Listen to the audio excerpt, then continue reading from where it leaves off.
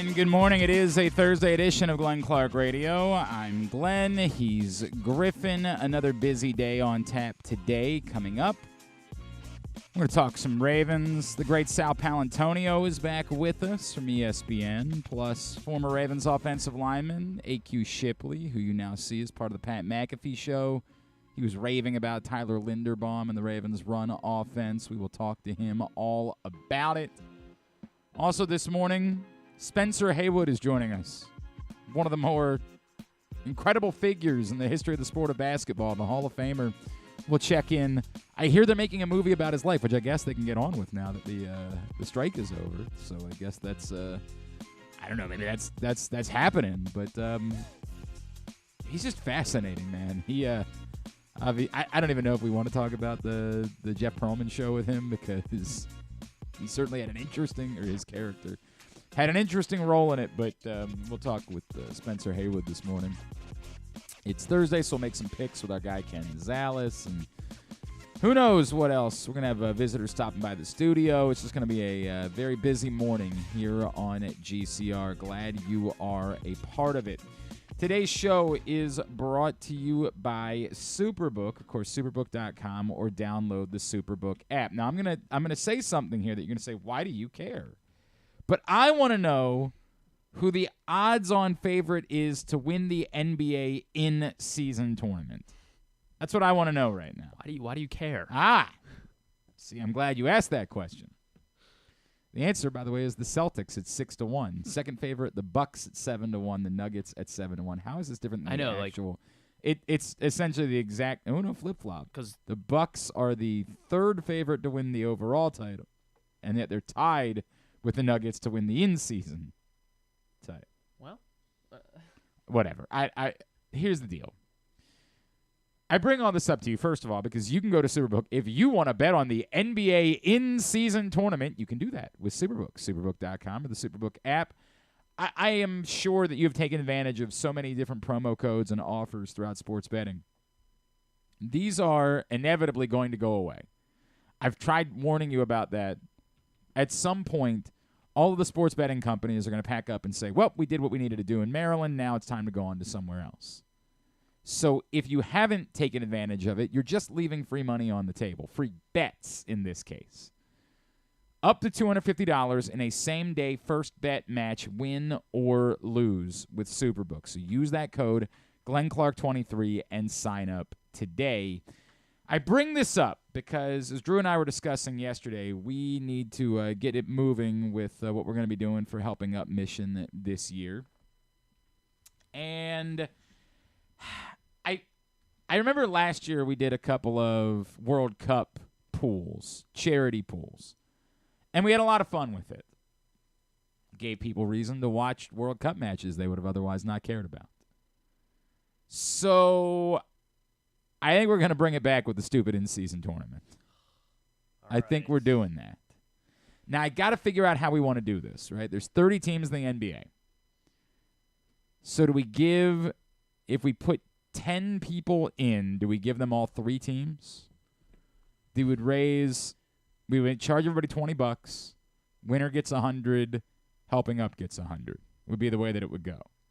Does that make sense, or should we do 15 and everybody gets 2 teams, and then we're getting $150 for Helping Up Mission, and the winner gets $150? So it'd be if you get the who'd you say, the Celtics are the favorite? The Celtics, you'd also get the bottom. If it's 2 teams, get the Wizards. You get basically you get 1 and you get 30, right? And then you get 2 and 29, you get 3 and 28. It would go like that, the same way we did it with the World Cup. If we did 3, we'd have to figure out we just make maybe it's easier to do 2. I don't know. 3 pools, right? Like we'd have 3, because I think there are 3 pools for this stupid tournament. So we could just give you 1 team from each pool, but you might end up getting 3 bad teams if that were the case. So it feels like it'd be more fair to do the 2. So you think we do 2 teams? I think we go 2 teams. We need 15 people to get in to fill the pool. Yeah, that shouldn't be. Well, so you could also buy 2. I mean, some people do that. We'll buy 2. Winner gets $150. $150 goes to Helping Up Mission. Yeah, that's fine. Is that what we're doing? Yeah, I think that's good. Look, man, I'm not proud of it. If there was a soccer tournament, we'd go with that. to the FA Cup or something. I mean, that'll take too long. Not an option. If there was, Lord knows how the MLS playoffs work. I have no.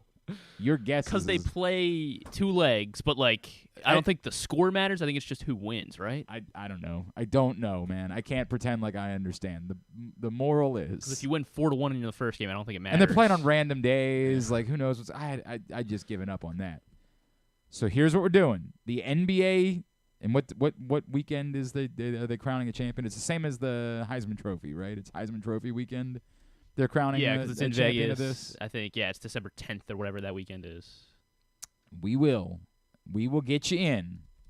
You gotta hit me up at Glenn Clark Radio on Twitter, Facebook.com/Glenn Clark Radio. However you want to hit me up, GlennClarkRadio@gmail.com. December 9th. December 9th, they will crown the champion. So we need 15 of you to get in. $20, 10 of which will go to the winner. And we're just doing the winner of the tournament, whoever gets the champion, right? We're not doing like with the World Cup we did a point structure, but there's only semifinals and finals. Is there even a way? Like, did we do it so that if you get 2 semifinalists, then you would win over the champion? Should we do it that way? I mean, like if we made it 6 points for a semifinalist, 8 points. No, I think we should just go with the outright champion. Yeah. All right. Because if the Hawks somehow win it and you feel like you should be able to win the pool if you didn't just because you drew. But you didn't. Just winning the World Cup wasn't enough to win the pool for the World Cup pool. You had to. Yeah, but the World Cup, I don't know, because it feels, it was fun to, get behind. You think this is just more of a contrived event, so the only thing should be the champion. Yeah. All right, that's what we're doing. We will give away the teams if your team wins. And by the way, this is just pool play and a semifinal and final. So there is an element of literally anyone could win this because who the F knows who cares, right? So maybe the Hawks could win this thing. If you want in, hit me up any of those ways. Yeah. We will do. Who's going to be this year's Morocco? Sure. We will do. The Wizards. Why do you care? They won last night. They did, yeah. That'll be the game they win this month. That'll be fun. We'll remember that. $15 to get in. No, sorry, $20 to get in. 15 of you that we need to get in. You get 2 teams. If your team wins, you get $150. The charity gets $150. If you just want to go ahead, if you say I don't need to go through the rigmarole, and you just want to go ahead and send me your cash, I don't even know what it is. I should have probably looked this up by now. I should have probably been more prepared because I decided last night that we were doing this. Oh, for God's sakes, PayPal, you need a code. For what? Your for what? Venmo it's me. is... You're literally on my phone. It's, oh, God. This is compelling radio. What happened to your Venmo? What do you mean what happened to my Venmo? I don't know. I'm why pretty why sure aren't it you exists. popping up one? Oh, there we go. Glenn-Clark.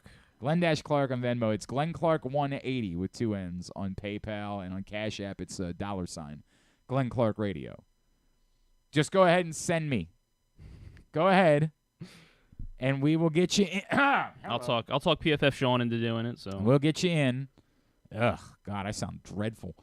We'll get you in. I would like to fill up like 4 of them. That would be awesome because that would mean that we would get. So here's my goal.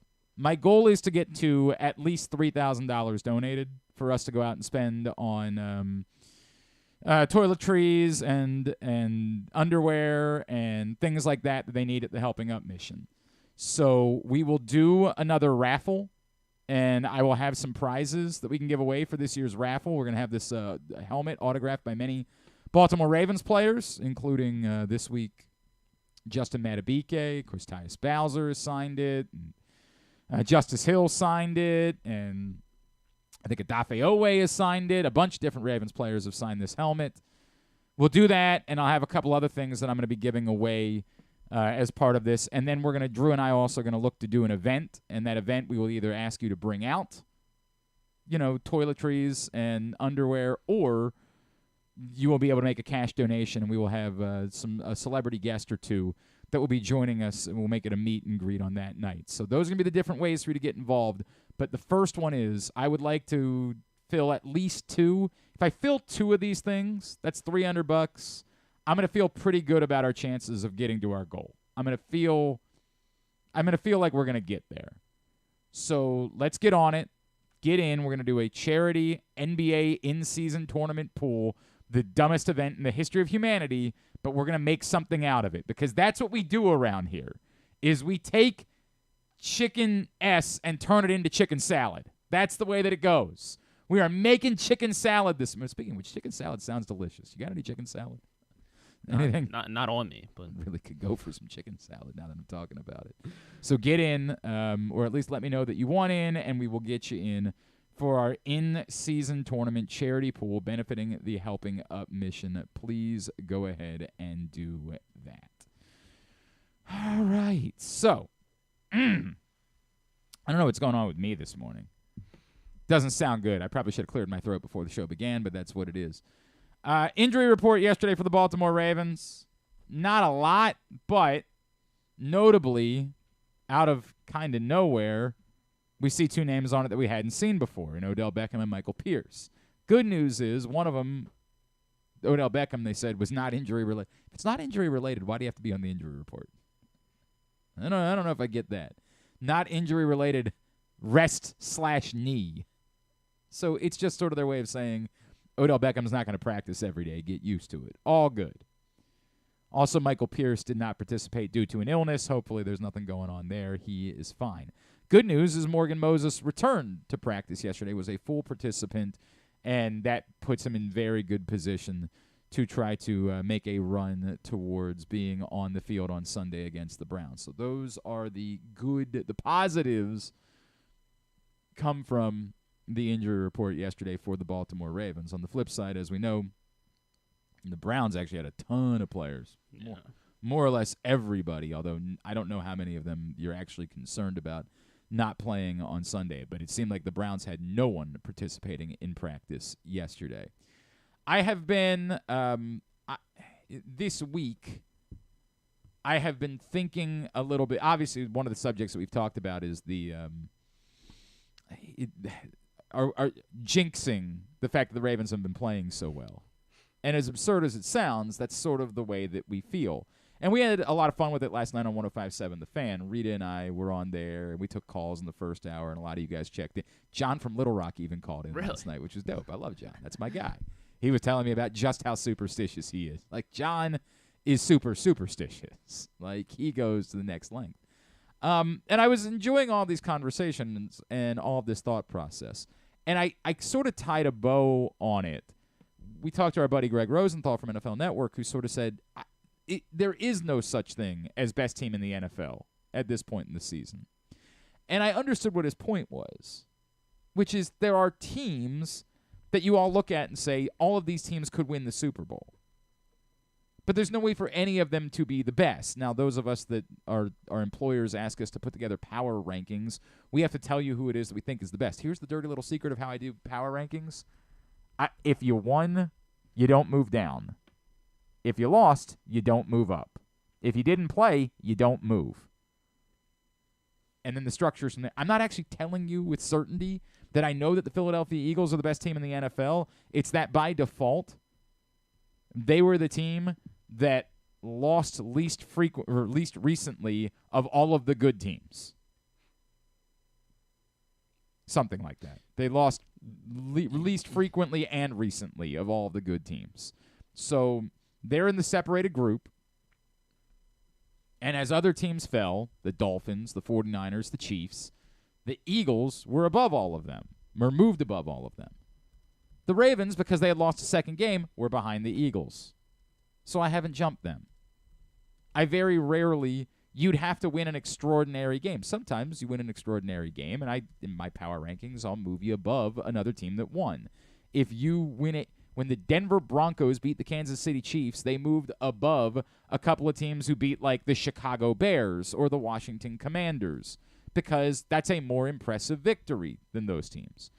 But short of that, you're not likely to move above another team that won. But Greg's point is kind of the way that I approach power rankings.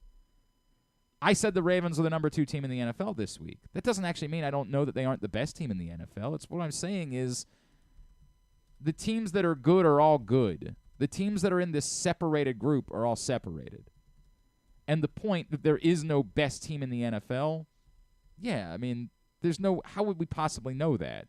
We have a structure for that. We call it the playoffs.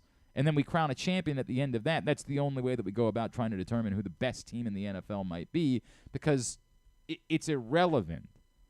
Ironically, during segment number 2 of the Tyus Bowser Show, which you will hear later on today with special guest Justin Madubuike, we start talking about the NBA in-season. I'm gonna throw Tyus right under the bus.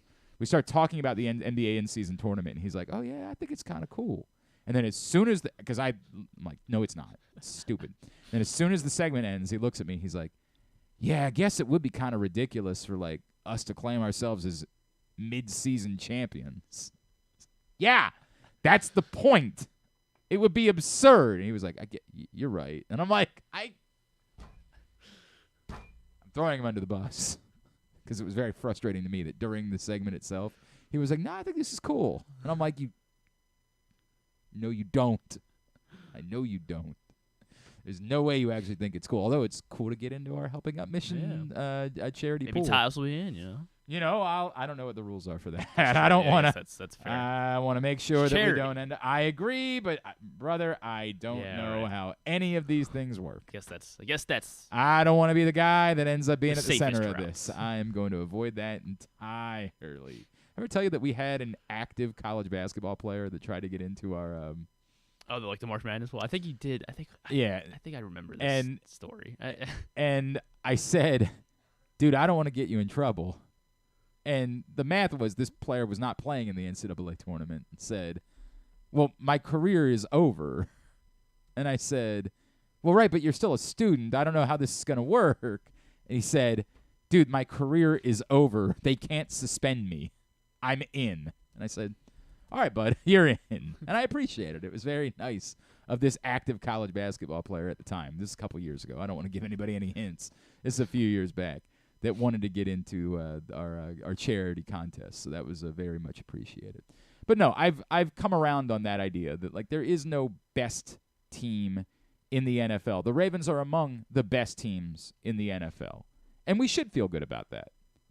The superstitious thing, I get it. I completely understand. And it is more sensitive to us because of the Ravens' struggles in the playoffs since Lamar Jackson has arrived. It is more we almost just don't want to think about it. It beats the alternative. We're glad they're playing well. It's better than if they weren't playing well. But it doesn't really matter until we see it in the postseason. And I get that. I really do. I don't think even it's unfair to say it's championship or bust, but it's far closer to that than it was for, say, the Orioles this year. Somebody brought that up to me. Like, we had no problem hooting and hollering and celebrating the Orioles, and part of that was because of the standard. The standard was they're not there yet. So it can be a magical season, and it will be remembered as one of the more magical seasons in Orioles history despite that. If the Ravens lose their, they do what the Orioles did and they lose in the first round, then we're not going to feel that way about this season. It's unfortunate, but it's almost like nothing they do in the regular season matters unless they're losing. And that's unfair to them, I guess, but it's the reality. The reality is, the standard is they've got to win in the playoffs because that's the thing that they've done this before. The ride in 2019 was amazing. We were all enamored with it. But the problem is, because we saw that, this now doesn't mean quite as much. We've seen them do that. Now we need to see the thing where they do it in the postseason. And we have reason to be skeptical of that. Unlike, say, the initial Harbaugh years, where they got to the playoffs and won games and advanced, and they won at least one playoff game every year until they finally broke through and won the Super Bowl, there is reason to be skeptical. Not dismissive, but skeptical. Or at least, inquisitive about it. So they've got to prove that in the playoffs. They got to prove that in the postseason, and there's almost nothing they can do in the regular season that will back that up for us. So that's sort of my tying the bow on that conversation about the Ravens and whether or not they're the best team in the NFL, although I will certainly end up bringing it up. Oh, Nick Kelly is in. Dr. Nick has decided to get in for the NBA in season, or as he called it, whatever the hell this NBA thing is. And you know what? That's what they should call it. All right, today's show brought to you by your local Toyota dealer and buyatoyota.com. The Toyota Tacoma comes in a range of models and trim lines, so you can choose the perfect Tacoma to reflect your unique personality and driving habits. Check out buyatoyota.com for deals on new Tacomas from your local Toyota dealer today. Again, it's the NBA in-season tournament, the legendary, iconic NBA in-season tournament. And we need you to get in. $20. We're going to fill up at least one, hopefully a few more than that, charity pools. And if your team wins, you'll get two teams, one from the top half, one from the bottom half. We'll make it fair as far as the odds are concerned, and we will crown somebody as champion. They'll get $150, and Helping Up Mission will get $150 as well. That's how we're going to handle this. So this weekend is Salute to Service weekend around the NFL. And as you know, Super Bowl champion Femi Ayanbadejo and I, we're going to be out at Towson University for Baltimore County's big Veterans Day event on Sunday, hanging out, watching the game with vets. And then we're going to be doing a post-game show, an opportunity for you to come out and meet Super Bowl champion and get connected with fellow veterans and veteran-owned businesses, and there's going to be speakers and live music and a family fun zone. We're going to have a great day at Towson on Sunday. But ESPN is also recognizing Salute to Service weekend, and one of our absolute favorite people is a veteran himself. He served 5 years in the U.S. Navy Pacific Fleet as a surface warfare officer on 3 different Navy ships in the Pacific and Indian Oceans. He is our friend, the great Sal Poalantonio, is back with us here on GCR. Sal, it's Glenn. It's always great to catch up with you, my friend. Thank you for taking the time for us this morning. Oh, it's so great to be with you. I haven't been on your show in quite some time, and I've had this particular date circled on my calendar, literally, in purple, November 12th, because I really wanted to be in Baltimore at M&T Bank Stadium for Salute to Service weekend, a division rivalry game. But, you know, in my opinion, honestly, and it's not just because I'm here this weekend and talking to you, but I don't think there's any team or any stadium in the NFL that does Salute to Service better than the Baltimore Ravens at M&T Bank Stadium. I've traveled all over the country and done some of these games at other places. I think MetLife does a very good job. I think they do a terrific job at Lincoln Financial Field and, of course, in Pittsburgh. But, geez, nobody really does it like they do it in Baltimore. There are so many veterans in Maryland and in Baltimore, and people come up from D.C., Ravens fans from all over the place. And it's great. And we're already planning our Salute to Service events on the air on SportsCenter and Sunday NFL Countdown with Chad Steele and Patrick Gleason and the Baltimore Ravens. That's to make sure that we get it right. That is awesome. And I know John Harbaugh, throughout the time he's been in Baltimore, has been an absolute champion of veterans causes as well, and I give him an awful lot of credit for that. So I'm glad you brought it up, and I'm glad it means so much to you, because I do think, and you understand that we're a cynical nation, right? Like, that's who we are as people, is we're cynical. And there are people that whenever they see Salute to Service, they roll their eyes and say, they're somebody's trying to capitalize on something that's more important than that. As someone who served, why is the Salute to Service so important to you? And what would be your message to someone who is cynical about these types of measures? Right. So, Glenn, I respect you, but I don't agree with people that people in the country in general are cynical about it. I think once you get out of certain areas of the country, I think people really celebrate veterans. And for me, it was just an honor to serve, and I still carry it with me. I got out of the Navy in 1983, so if my math serves me, that's 40 years ago to the year. And I still am involved with veterans organizations. I'll be doing 3 events this weekend for Folds of Honor, for American Corporate Partnership, for Wounded Warriors. And, I think you have to look at a couple of things. On the front side of it, this has never been a more important time to make sure that you're paying attention to what's happening in our people and our military and their families. They're being attacked all over the place, and it's tough. Separations are hard. You want to ask my wife, Lynn, about it. She'll tell you when I was at sea, it was difficult. And one of the reasons why I got out when I did and changed careers is because we wanted to have children, and she didn't want to be a single parent. For a lot of people who are in the military, it's tough because someone has to stay home. The spouse has to stay home and take care of the children, and it becomes single-parent households. It's very, very hard. And all you got to do is look up the numbers and the statistics of suicide among veterans. It's an epidemic in the country. So I'm involved with a very important organization called American Corporate Partnership through Disney. I'm one of the Disney mentors designated to mentor a military member who is transitioning into civilian life. I've done 4 different mentorships now over an 8-year period. And it's extremely rewarding work, and it's extremely important work. I want to make sure I say, too, I should have phrased that differently, Sal. I don't think we're all – I think there's a certain percentage of people that are very cynical, and I should have said it that way, and I apologize for that. But then – No, don't apologize, because, that there are a certain percentage of people who are cynical about it. But I think once you get out of the so-called quote-unquote beltway, and you know what I'm talking about, you get to people who are in small towns or farms. It's a big deal because they are the ones who serve and have the brunt of service in our country. And, hey, the reason why I served is my mother had 7 brothers. They all served in the Marine Corps, Navy, or the Army in World War II or Korea. My dad had 3 brothers, and they all served in the Navy. My dad was 4F because he had cataracts at birth.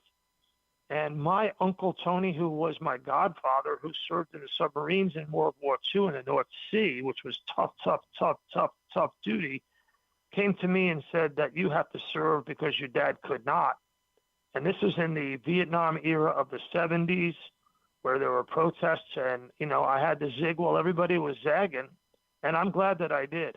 And I thank my Uncle Tony and my Uncle Sal, my namesake on my mother's side, who served in the Marine Corps in World War II.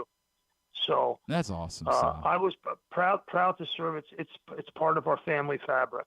Can I? I want to spend a minute on this because it's Veterans Day weekend. We should talk about this. How did your service set you up for? You are a beloved part of football media. Everyone gets excited when I know they hear that you're coming on the show. Everyone loves hearing Sal Poalantonio on ESPN. How did your service set you up for the career path that you ultimately chose in media? Well, as I say in advertisements and promotions that we do on ESPN, if you hire a veteran, they will make you better, and they will make your organization better. But the Navy made me better. It really taught me the value of teamwork, and that's what the military is all about, leadership and teamwork and character building. But teamwork is the most important thing. If you have a veteran who you have the opportunity to hire, do it, because they're used to operating in a team environment, in a service environment, and they know that it's important to serve the team first. And that's how it helped me as a reporter, specifically covering the NFL. There's no greater team game than the NFL. You mentioned John Harbaugh. It changed him when he went to Afghanistan. I've heard him talk about it many, many times. In fact, he was the recipient of a Salute to Service award as a head coach in the National Football League. It will change you when you're around members of the military in very profound ways, and I was changed in that way. I think it's incredible. We don't say – I talk to you too much, and I don't say enough that I am grateful for your service, Sal Poalantonio, and grateful for the work that you continue to do for these men and women that have served our country. And I know it is not always easy for everyone as they adjust after service, and so I am grateful for everything that you do in that way. Sal Poalantonio from ESPN with us here on GCR. Sal, you also arrive in Baltimore at a time where, it's really exciting to be in Baltimore, and the Ravens are playing absurdly well, right? Did you see this? I love that word because you're right. Absurdly well. It's Really it's are. You nuts, look at them isn't on it? Film, Glenn. It's absurd. It's sick. It's crazy. They're that good. Really. How did this happen, right? Like, when you look at where they were at the beginning of the season, how did this happen that the Ravens have settled into a point where I'm sure you guys have talked about this on the matchup show, like, there isn't really a weak group on this roster. There isn't any position group that you look at and say, boy, that could really be their undoing right now. Right. So let's talk about the Ravens first and then the matchup second, because I don't think the matchup's about the Ravens as it is much about the Browns, and specifically Deshaun Watson, and we'll get to that. So this has been a slow build-up, a slow burn. This pot has been on the stove for a while. Eric DaCosta, Ozzie Newsome, John Harbaugh, they have put together, and I think the pivotal moment was the trade for Roquan Smith. How in the world they got Roquan Smith from the Bears, I don't know. I don't know what the Bears are watching, but we have isolated and highlighted Roquan Smith on the NFL matchup show this year several times, and we have watched him. He's Derek Brooks. He's Derek Brooks. It's pretty high, lofty praise. He may not be Ray Lewis, but he's unbelievable. Then you add Patrick Queen and Kyle Hamilton and some of the other veterans that they brought in. I know Kyle Van Noy very well. You want Kyle Van Noy on your team and in your locker room. I don't want to leave anybody out, but it's been a slow build-up. Then you change defensive coordinators, and the approach has become more creative, in my view, just looking at it on film. And then, I think the biggest thing is Lamar has been healthy. He got his money. When you're healthy, mind, body, and soul, and it sets you free like that, and you have that level of pyrotechnic talent, you've got an explosion.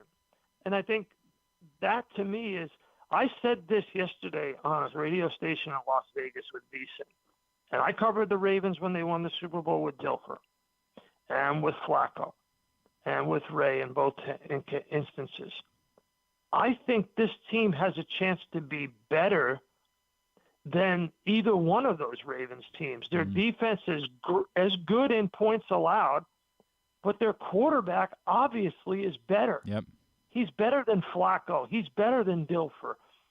I mean, they boat raced Seattle and Detroit. And even though Cleveland in week 4 had a rookie quarterback, let's not forget Lamar Jackson put up 28 points. They put up 28 points against that Cleveland team in week 4. So I think this team is special, and I'm in Philly. You know that. And the Eagles are 8-1. Yep. So right now it's Philadelphia, Baltimore, 1-2 in the NFC and the AFC in my view.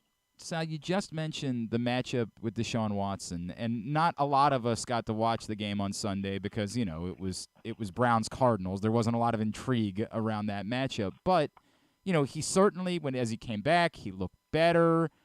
Is there a chance that he can get back to being the dynamic football player that Deshaun Watson once was that we haven't really seen since he arrived in Cleveland? Because that does certainly become more interesting, not just for this matchup, but for the rest of the season in this division if he can. Okay, we buried the headline. I've been on with you for 13 minutes. I apologize to your listeners for the preamble, but the headline, Glenn, is this game is about Deshaun Watson. Okay. It's not about anybody else on the football field. Everybody else has proven what they can do and can't do. Myles Garrett has proven it. Yep. The defense of Cleveland has proven it. The Ravens on both sides of the ball have proven it. This game is about Deshaun Watson. He's 0-2 head-to-head against Lamar Jackson in his career. Lost those 2 games by a combined 74-23. He's 0-3 on the road in the division over the last 2 years since joining the Browns. 0-3 on the road, 0-2 against Lamar. Glenn, this game is about Deshaun Watson, and he has to take care of he doesn't have to win the game, right? He doesn't have to win the game. He doesn't have to outplay Lamar Jackson, but he does have to take care of the football. And if he's sloppy and if he mismanages the game, then the Browns have to ask themselves, what do you got here?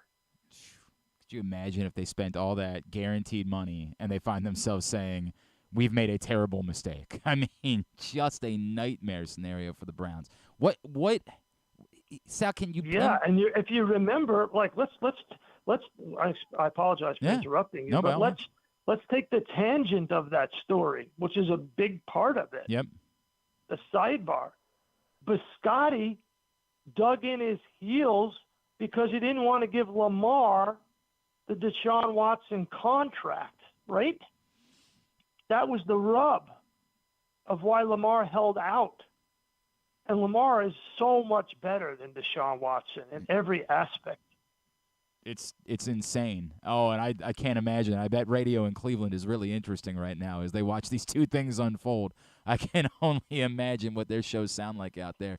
Sal, and I'm not faulting Biscotti or Eric DeCosta or Ozzie Newsome for the way they handle the negotiations. I was always about Lamar getting paid. I'm always about the players getting paid. I'm always about the players getting paid. I know you and I are on the same page on that. Yep, 100%. We agree. But I'm just trying to point out the difference, right, of how things have worked out. And that's, to me, it's such a stark difference, man.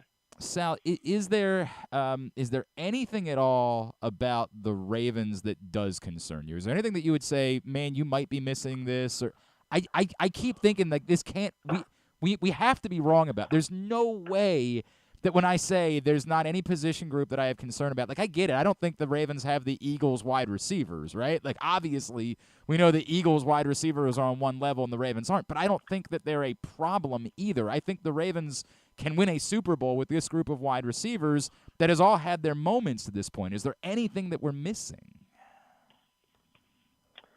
Well, I think this is a test.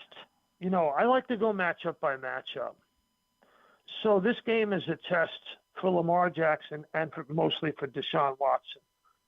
You know, you come in and you're playing Jim Schwartz's defense, and you can run on the wide nine that Schwartz runs. He runs a modified wide nine. So, you know, I don't expect the Ravens to have much problem in this game. I expect them to cover in this game. Wow. They have beaten the Browns by an average of 2 touchdowns in the last, 9 meetings, whatever it is. I think this is unless, of course, we're trapping. We'll call it a trap. Right. Seattle, and then Cincinnati comes in on Thursday. So, you know, if you take care of the ball, if Lamar doesn't turn the ball over, the Ravens are going to win by more than a touchdown. That's the fair part. The fair part would be that they can't keep fumbling the ball. I get that would be a very fair thing to say. They got to continue to clean that up, and will be interesting to see. So I think that you're asking me that 1 weak spot. That's the spot, right? Yep. I think that's totally fair. And it'll be interesting to see if Keaton Mitchell has a bigger role moving forward with the Ravens after what we saw last week, and with Justice Hill continue to kind of have issues in the mesh point. It'll be interesting to see how that might move and evolve for the Ravens as the season goes on. I would encourage you, if you guys aren't watching the matchup show, I've said it before, it's the best show in all of football, and you can follow them on Twitter at NFL Matchup.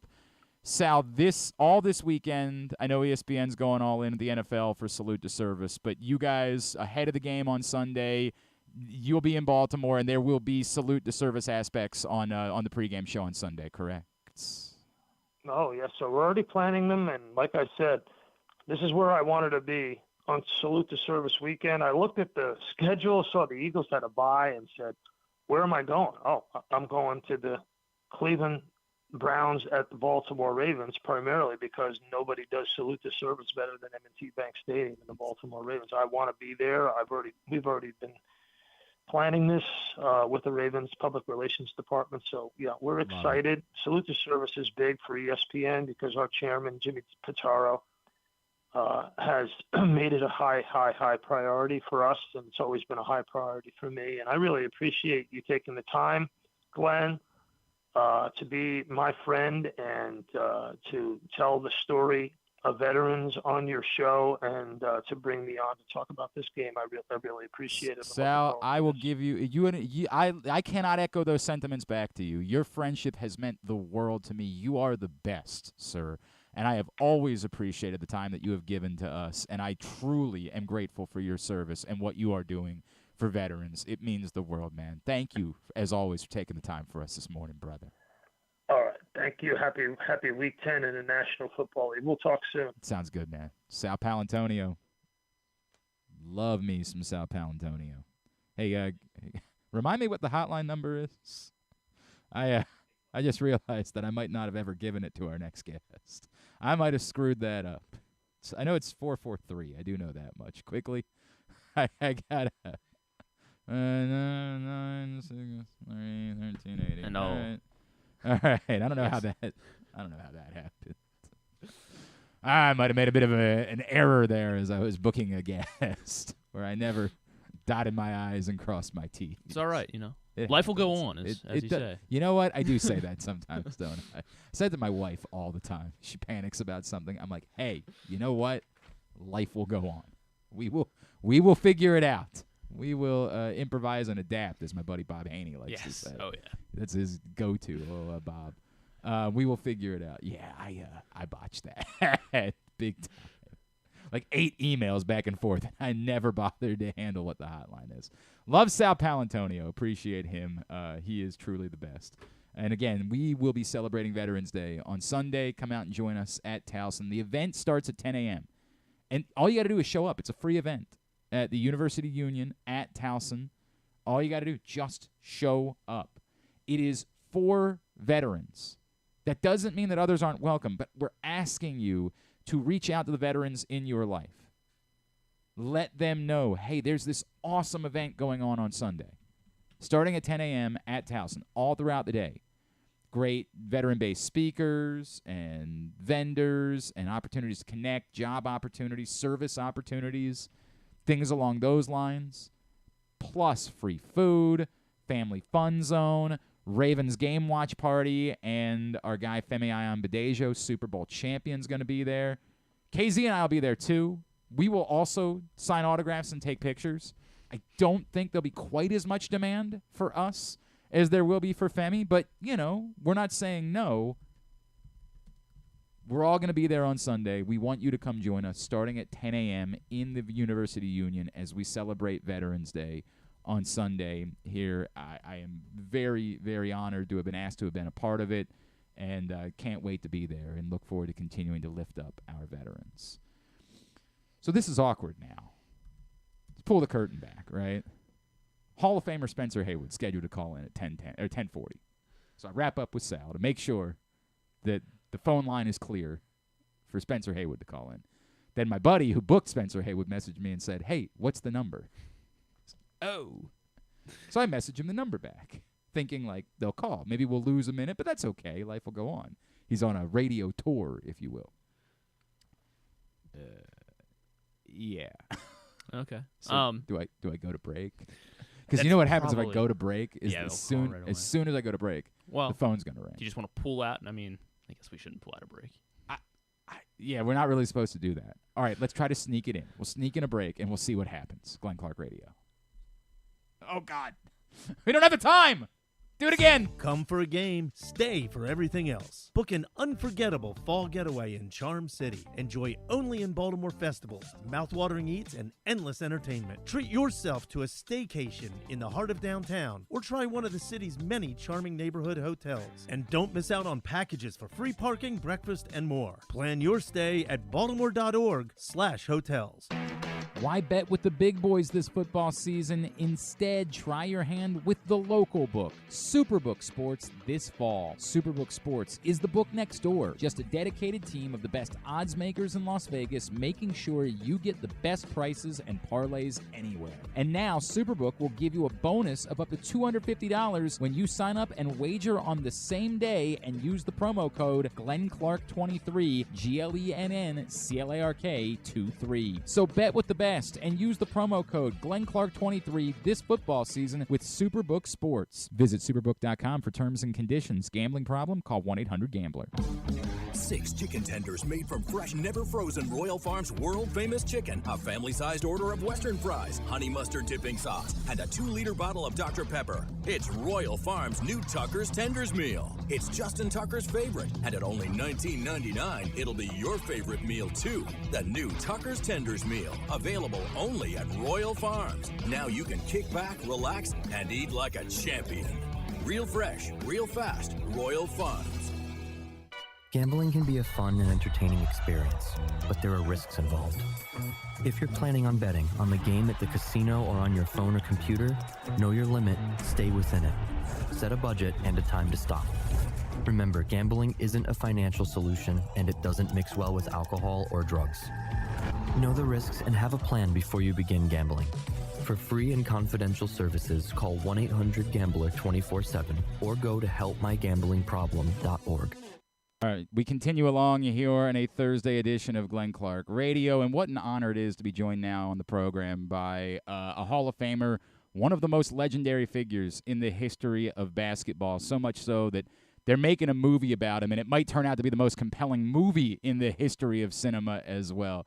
He is the great Spencer Haywood, and he is with us now here on GCR. Spencer, it's Glenn in Baltimore. It's great to chat with you, man. Thank you for taking a couple of minutes for us. Oh, thank you for having me. I got news of my U.S. Supreme Court case in 1971. I got the news while I was playing against Baltimore Bullets. I didn't know that. Wes Unseld, Gus Johnson, all of those guys, Earl Monroe, all of them was there. Man, yeah.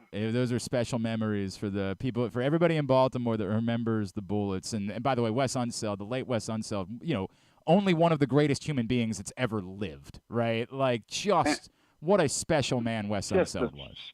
Special man. And I just found out a couple of years ago that Wes Unseld and I have two things in common. Myself and Wes Unseld and Jim Brown, we were the only rookies who were Rookie of the Year and MVP of the league. Yep. So I was like, wow. And I was just spent some time when I was with the Washington Bullets. They had a little ceremony there, and I spent time with Wes Unseld's wife, his daughter, and, of course, his coach was there, Wes Jr. Connie, of course, also a very special woman. And what they did for this community, Spencer, it is incredibly powerful and will make grown men weep talking about Wes Unseld in our neck of the woods. So I'm greatly appreciative of you reflecting on the life of the legendary Wes Unseld this morning. Spencer Haywood, I don't even know where to start because, when I say they're making a movie about you, they should make 5 movies about you. Well, they have one going on now. Yep. The Winning Time over at HBO, but yep, that's just one year of my life. Can I ask you about that? Where were you with that? Because I know that so many guys were bothered by the show, and I know that there was some guys were faking. They loved the show. Well, I'll say this about it. Magic Johnson is a little nervous about it, so we all went on a trip this summer, and we were just talking about it. We all, like a reunion tour for the Lakers. So we was in Hawaii, so they were they constantly were beating me down for getting high that year because we had 7 championships in a row lined up. So that was a good beat down. But we were just talking about the movie and stuff like that. And Kareem tried to chime in on the conversation. And we were like, come on, Captain, they made you out to be the man. So you don't have nothing. You don't have conversation in this. So let me and Magic sweat bullets over here and Jerry West. But, man, come on, Coop. Get out of here. If anyone would have had, reason to not want the show, it probably would have been you because, as you mentioned, of where you were in your life at that point. But it sounds like you are okay reflecting on that point in your life and where you've come from that moment and how things turned for you, and you don't hide from that being part of your story. No, because I had substance abuse problems. Cocaine was my brain, but what happened there is it was a wake-up call for me for my life, not just basketball, but for my life. And so I'm able to now celebrate 39 years of sobriety. Oh, it's awesome. I have relationships with all of my former teammates. And what happened was this. I thought it was a bad thing. So we were celebrating on the Laker floor, I think it was last year, year before, with Kareem's 75th birthday. So all of these players come running up to me, and I'm saying, y'all got the wrong guy. It's Kareem's birthday. And they were like, no, Spence, we didn't know you were the guy who made us rich, man. Mr. Haywood, you the man. I said, how do you know this? I said, how do you know about this? Winning time. I said, oh, wow. So everybody learned about me. If people don't know about like the Spencer Haywood rule, of course, right, allowed for players to leave college early and go to the NBA. In high school. And not about as you've pointed out, like imagine the history of basketball if not for that, right? Like it completely. We wouldn't have had as many teams because once I broke that ruling at the Supreme Court, all of a sudden we got expansion teams. We went from 14 teams to 30 teams because we had a pool in which to pull from, the European players, all of them. So let me explain to your audience that this ruling was in place that you had to wait for 4 years after your high school class had graduated before you could go into the NBA. So you can imagine, with the Michael Jordans, the Magic Johnsons, Larry Birds, all of them, it would be a total different world. And so from that ruling in 1971, there's been estimated salary for players through me over $60 billion. Wow. Yeah. Wow. Wow. That is a staggering figure. The great Spencer Haywood with us here on GCR. Spencer, I think I've got a producer who's very young who's sitting in studio right now. Like we've seen Victor Wembanyama this year. He looks like the most ready basketball player in the history of the sport. Imagine if he would have to have waited 4 more years. Right.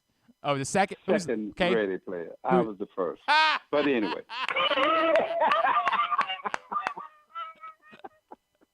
Oh, yeah. Man. But just imagine, though, if he had to wait, Oh, if he get hurt, he could lose, you lose interest in the game because you don't have a place to go. It would be just a different world because he's, 19? Yep, 100%. Yeah, that's when I started playing, yeah. Yep. And so for players like him, Joker, Joel Embiid, all of the players today, out of the 480, 463, I think, is under my ruling. They all came in without 4 years in college. I'm surprised. And you ask them, say, who is Spencer Haywood? I don't know.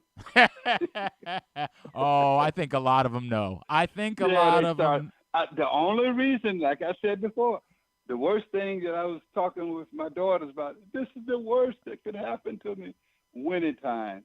Winning Time has brought me the movie of my life now that's coming. It had educated the players. So I'm like, how could something like that be so bad that I thought?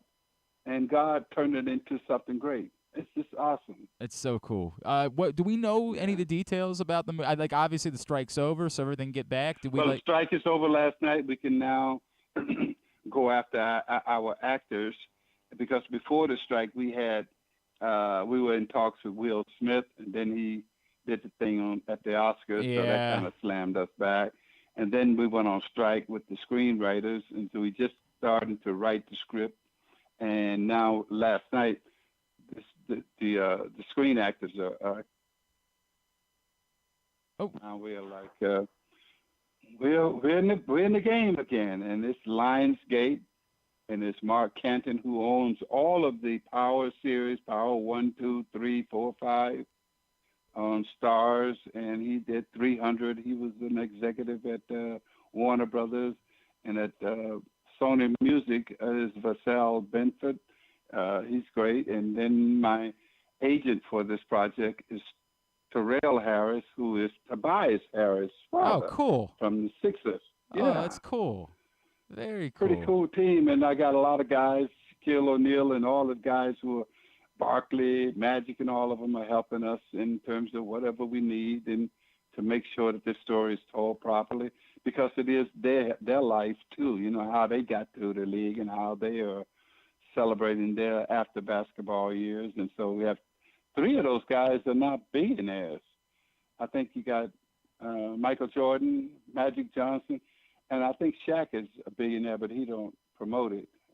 I didn't realize he owns everything. Yeah, I guess it's Papa John's and everything now too. That makes sense. He owns a lot of the Reeboks. Yeah, everything. Right. He's a mogul. Yeah, now. He is certainly a mogul. He's a mogul. Yeah.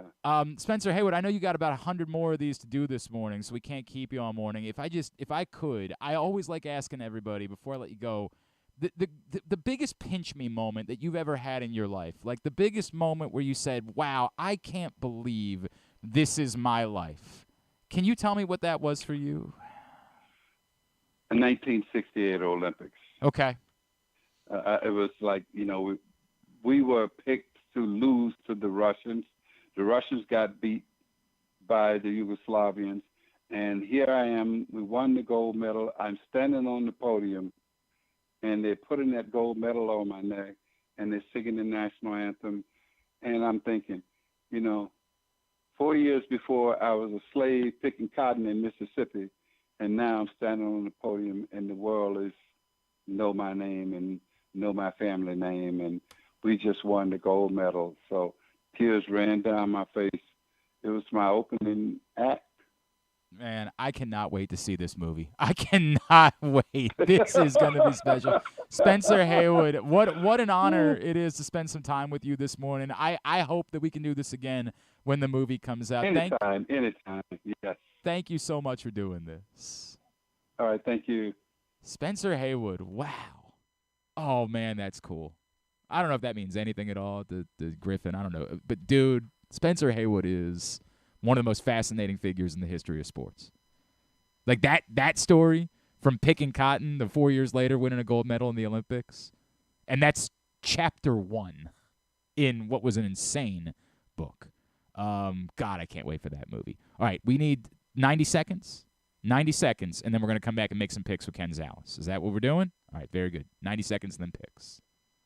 What's up, everyone? It's Tyus Bowser, and I've had so much fun hanging out with Rita and putting up with Glenn the last couple years that I've decided to do it again. Season 3 of the Tyus Bowser Show is happening this year, as we'll be all over town, giving you the chance to get to know me and some of my teammates. As we talk football, life in general, and just say what needs to be said. You can find out more about the show by going to PressBoxOnline.com/Bowser. If you don't live in the area, you can watch the shows live on Facebook and YouTube. And if you miss one, you can listen Friday nights at 105.7 The Fan. So we'll see you all season long for the Tyus Bowser Show, a partnership of PressBox and Great Ace Memorabilia. The next Tyus Bowser Show is Tuesday, November 21st at Mother's North Grill in Timonium. It's brought to you by Superbook Sports, AJ Michaels, and HelpMyGamblingProblem.org. What company has the expertise to make your home healthier by purifying your air and killing all viruses, allergens, and bacteria? AJ Michaels, Heating and Air Conditioning in Baltimore and Annapolis,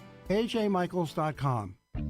Make the most out of every day in your Toyota RAV4. Available in hybrid or gas-only models. A RAV4 can get you where you want to go in style. Check out buyatoyota.com for deals on new RAV4s from your local Toyota dealer today. Make sure you're tuned in every Tuesday for PressBox fantasy football analyst Joe Serpico to get you ready for your Waiver Wire Wednesday, brought to you by Live Casino and Hotel. And if you have other fantasies you want fulfilled, subscribe to Glenn and Jeremy Kahn's OnlyFans page at... Wait, are people supposed to know about that? If you missed it, Stan the Fan Charles caught up with Baltimore Banner sports editor Chris Corman last night. You can find that show right now, facebook.com/PressBoxSports. Click on the videos tab. Go to youtube.com/PressBoxOnline as well.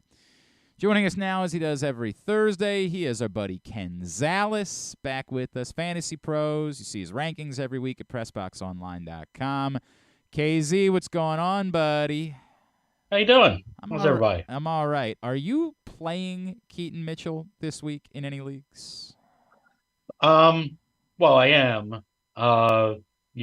With injuries and bye weeks and things like that, I'm kind of forced to. Yeah. Now, he's a tricky one. We talked. I forget which show we talked on, but we talked about what do you do with him, because it is still a timeshare.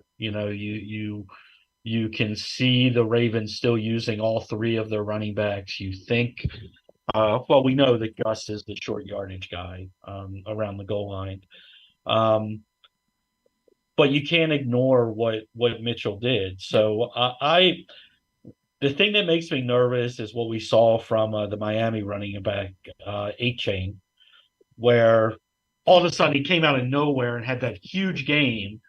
And everybody's like, well, is this real, or was this just a circumstance that they blew somebody out by 70 points?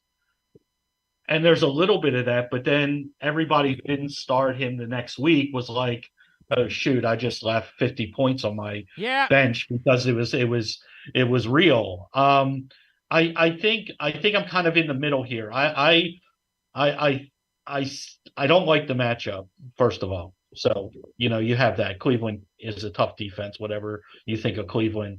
Their defense is solid and they're tough against the run.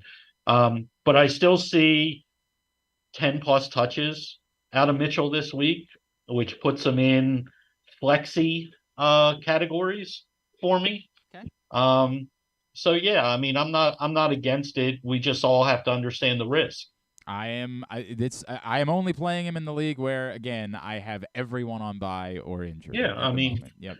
That's the reality. I mean, I'm starting him in like 3 leagues, but for me, that's not that many. So right. I think that's 0.0001% of all the leagues that Ken plays in. So that's where we are. All right, let's make some picks for this week. Picks and the lines that you will see for picks this week are all brought to us by Superbook. Superbook.com, or download the Superbook app. Last week would have been a very good week to bet with us because other than 2 people, we were all over 500 last week. But who were those 2 people? Those 2 people would be Jeremy Kahn at 2-7, but even more troubling, Paul Valley at 1-8. So right now, Jeremy sits at the bottom of the table. Paul Valley is in Creed position. He is the Scott Stapp of our group at the moment. Let me finish the Superbook.com. Download the Superbook app. Use the code GlennClark23 when you sign up, and you'll get up to $250 in a same-day first bet match, win or lose. Now, into the picks. At the top of the table, playing for some cash. At the bottom of the table, the loser has to come in here dressed as the Notre Dame mascot, take an Irish dance lesson, perform that Irish dance, sing both Zombie and Nothing Compares to You, consume haggis, blood sausage, and tripe, and wash it all down with a Will Levis Irish coffee. Right now, Jeremy Kahn is in that position. Jeremy Kahn was starting to make a turn, and then last week happened. He is 17 games back of Paul Valley, who's now in Creed position. As we determined, if the loser only loses to Jeremy Kahn, they still have to pay a penalty. They have to go by themselves to see the band Creed next summer. So that's where we're at as far as the bottom of the table is concerned. At the top, there are 7 of us that are all within 3 games, tied for the lead at the moment, KZ and Dr. Nick Kelly, with John Proctor, Andrew Steck, John Little Rock, and myself 2 games back, Kyle Ottenheimer 3 games back. So that's where we are going into this week. As always, 3 college games, 6 NFL games. Griffin, where are we beginning? We're going to start in Lincoln, Nebraska, as the Maryland Terrapins. I wonder what Ken's doing. I wonder how he's picking this game. Game's on Peacock, and the Terps are favorites despite losing 4 in a row going into Nebraska. They are 2.5-point favorites. That was really... I feel like that should be the good news for me. I should be like, that's insane. Why in the world would Maryland be favorites and easily take Nebraska? But as we all know, Nebraska also not very good. If for what it's worth, Nebraska has been playing much better of late. They've won 3 straight, including 2 games that they won against teams that Maryland lost to in Illinois and Northwestern. So here's what I'm not going to do. Take Maryland as road favorites. Nebraska is the pick. I'm stunned by you. That's 2 weeks in a row you haven't picked them. Ken, you act like you're doing a bit that died a decade ago, where like I'm some sort of Maryland homer. It has been an eternity since that has been the case. It's actually died. I don't know if it's been an eternity. It's been a long time. I mean, and I'm not doing this just because seems to be my thing, or it is my thing, but it's insane after what we saw from Maryland that they're favorites in anything. They shouldn't be favorites to get off the bus first. I mean, what are we doing? Well, the line, I thought the line last week was nuts, and it was, obviously. It was. It kept moving. It kept going down, and it was I know. badass. I don't know. I never – did you ever get a word from – you talked to so many people, like, why? Nope, never got an answer about it. Never got an answer. I don't Never made understand it. sense. And this line equally makes no effing sense. Look, Nebraska laid an egg last week against Michigan State, who I also don't think is good, but I don't know how you could possibly, and I'm sure there are some of us that are going to, take Maryland. Oh, I'm going to bet. Point. I bet Jeremy Kahn's taking Maryland. Oh, I'm sure. I mean, he thinks that they're going to win outright. I'm sure. Well, they would have to win outright in order to cover. They're favored. Yeah, they're going to need to win outright. All right, who's on? Well, I got to make my pick as well. Okay. Quick. Yeah. The question kind of, do I think Maryland's going to win? And I wish I could say that confidently, but I feel like we've also entered territory where, this is Maryland. This is probably Maryland's last chance to qualify for a bowl game. Rutgers. How much is Loxley? I mean, I don't know. They're at Rutgers. Rutgers is pretty good. How much is Loxley's job on the line at this point? Is that a real question? And if they qualify for a bowl, that helps his case for what a it's lot. worth, I don't believe it is. For the record, I think you're right. No, it's not just I think. In poking around, I don't have any reason to believe that Mike Loxley's job is on the line, even if they were to lose out, which would be bad.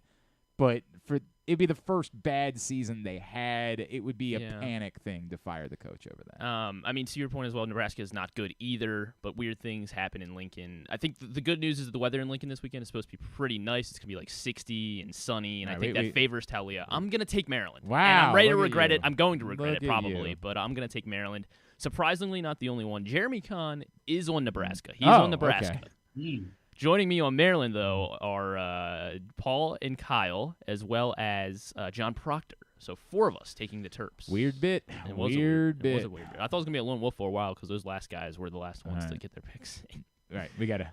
Number 3, Michigan at number 10, Penn State, and Penn State is getting 4.5 points at home. This one's on ABC at noon. I mean, but Michigan knows everything they're going to do, so I'm actually kind of surprised this is only 4.5 points, if I'm being honest with you. Like, I think that Michigan should probably be a touchdown favorite here. I get the only thing that throws me on this one is if Penn State is down by 17 late, James Franklin is going to play like hell to try to get that cover. Like, that's the part about this that drives me nuts because I want to pick Michigan, but no one, if there's half a chance that if they're somehow within 6 with 20 seconds late, he just kicks the field goal to make sure they cover instead of continuing to pursue the game-winning touchdown because he wants to make sure he appeases the alumni. Michigan is the pick. Yeah, I still don't believe in Penn State, so I'm going to take Michigan. They have national championship aspirations, and they better start piling up lots of wins before the coach You mean gets national started. championship asterisk aspiration? Aspiration. For the same point, I'm going to lean towards Penn State. I like Drew Aller a lot, and also, as you said, I know that if Penn State is down by 7 late, James Franklin has no problem kicking that field goal to bring this in as a 4-point game. So yeah, I'm going to take they lost to Ohio State by 8. This one's in Happy Valley. I like Penn State in this one. Also, I said it was on ABC. It's obviously on Fox because it's part of the big noon kickoff. Obviously. Yes. Everybody knows that. It's also a win-win for Penn State no matter what, I think, because if they get clobbered by Michigan, well, they they can were just cheating. turn around and say, they were cheating, so. 100%. I also think that Michigan is insulated over this thing. Like, it is allowed that – it's like the Bengals, the creepy Bengals thing from a year ago where they were the victims of DeMar Hamlin nearly dying, and, like, they all ran – like, it's us against the world. Like, what? A guy almost died. What's wrong with you? This Michigan thing, like, them cheating is like everybody's out to get us. Like, what? Like, what world am I living in? What planet am I on? I'm once again in the minority. 4 of us on Penn State. Myself, John in Little Rock, as well as Jeremy Kahn and John Proctor. There was a time where I'd be disturbed by picking games differently than Jeremy Kahn, but no longer. Yeah, no longer. Number 9, Ole Miss travels to Athens, Georgia, to take on the Bulldogs, and the Bulldogs, they are 11-point favorites. They might as well be 50-point favorites. Georgia. That's Georgia. That's the answer. It is not the answer. It's too many points. Georgia's not blowing teams away this year like they used to. Little bit banged up. I know they get some people back, but I like what I've seen from Ole Miss this year. They can score, and that defense for Georgia isn't what they once used to be. 11's too many for this game. I'll take Ole Miss. Yeah, I mean, Ken, you're mostly right, but when we pick Georgia games, they do decide to cover. Well, it's been 3 games that they haven't won by at least 11 points this season. It's not been. And we don't pick them when we don't pick their games when they only played 7. No, they played 9. It's a third of their games. Lane Kiffin is 1-19 against Power 5 teams that go on to win 9 games at the end of the season, and he's losing by an average of 15 points in those games. So yeah, I'm gonna take Georgia as well. Joining Ken on the Rebels and Ole Miss is Andrew Stetka and Paul Valley on Ole Miss. Also, Kyle is on Ole Miss. Ooh, Paul Valley. Sorry. Kyle is on Ole Miss. Paul is on Georgia. I misread the damn names. it! Now I don't want that. Better. Yeah, son of a bitch. I was feeling so good there for a second. Paul's the new Andrew around these parts. To the men's league, the NFL, Houston at Cincinnati, and the Bengals. They are laying 7. This is tough, man, because we're all in love with C.J. Stroud. Like, we're all just so enamored with C.J. Stroud. And then we're also, recognizing how well the Bengals have been playing. I want to bite. Like, I really want to bite at the apple of the Texans maybe being down a couple scores late, but, like, getting another score late to get back within 1 touchdown. I think I'm going to do it. Give me the Texans. I'm just so enamored right now. Mine really doesn't. I mean, yes, enamored is a good word, but you got a Bengals team that both of their wide receivers are banged up. They didn't practice yesterday. I'm sure they're both going to play Chase and Higgins, but it does matter a little bit. Houston can score. I like what I'm seeing from them. 7, it feels pushy to me, so I'll err on the side of getting points, and I'll go Houston as well. Yeah, I'm with you guys as well. I saw a stat: Joe Burrow as a favorite of 7 or more points is 2-6 against the spread. That's all I needed to see to bet on C.J. Stroud. So yeah, I'm gonna take the Texans as well. Also, Ken, I'm starting Tyler Boyd over Christian Watson and Jerry Jeudy. Does that make sense? Yeah, I mean, why not? Put him in a hat. I mean, you can't start Watson these days. Yeah. I mean, you just can't. We do have our first lone wolf of the week. Oh, it is going to be John Proctor on the Bengals. Wow. On the Bengals, the Bengals get a lone wolf. Oh. If we allow John Proctor to steal a point on the Bengals, we should all walk naked through the streets and allow people to shame us. Shame if we let John Proctor steal a point picking the hottest team in the NFL. We should all be kicked out of the league. In a week of not a ton of great games, New Orleans at Minnesota at 1 o'clock. The Saints are 2.5-point favorites. These are 2 winning teams, are they not? I mean, I don't care about this game. I understand, but this year, like, making it seem like this is the prime time. The prime time slate is the bad slate. This one actually would be a dramatic upgrade over the prime time options. I don't know how to figure these teams, though. That is, I will give you that. Like, I have no idea what to make of these 2 teams. I guess New Orleans is favored because their defense is a little bit better, and you still wonder if there's a limitation with Minnesota because Josh Dobbs is still getting comfortable.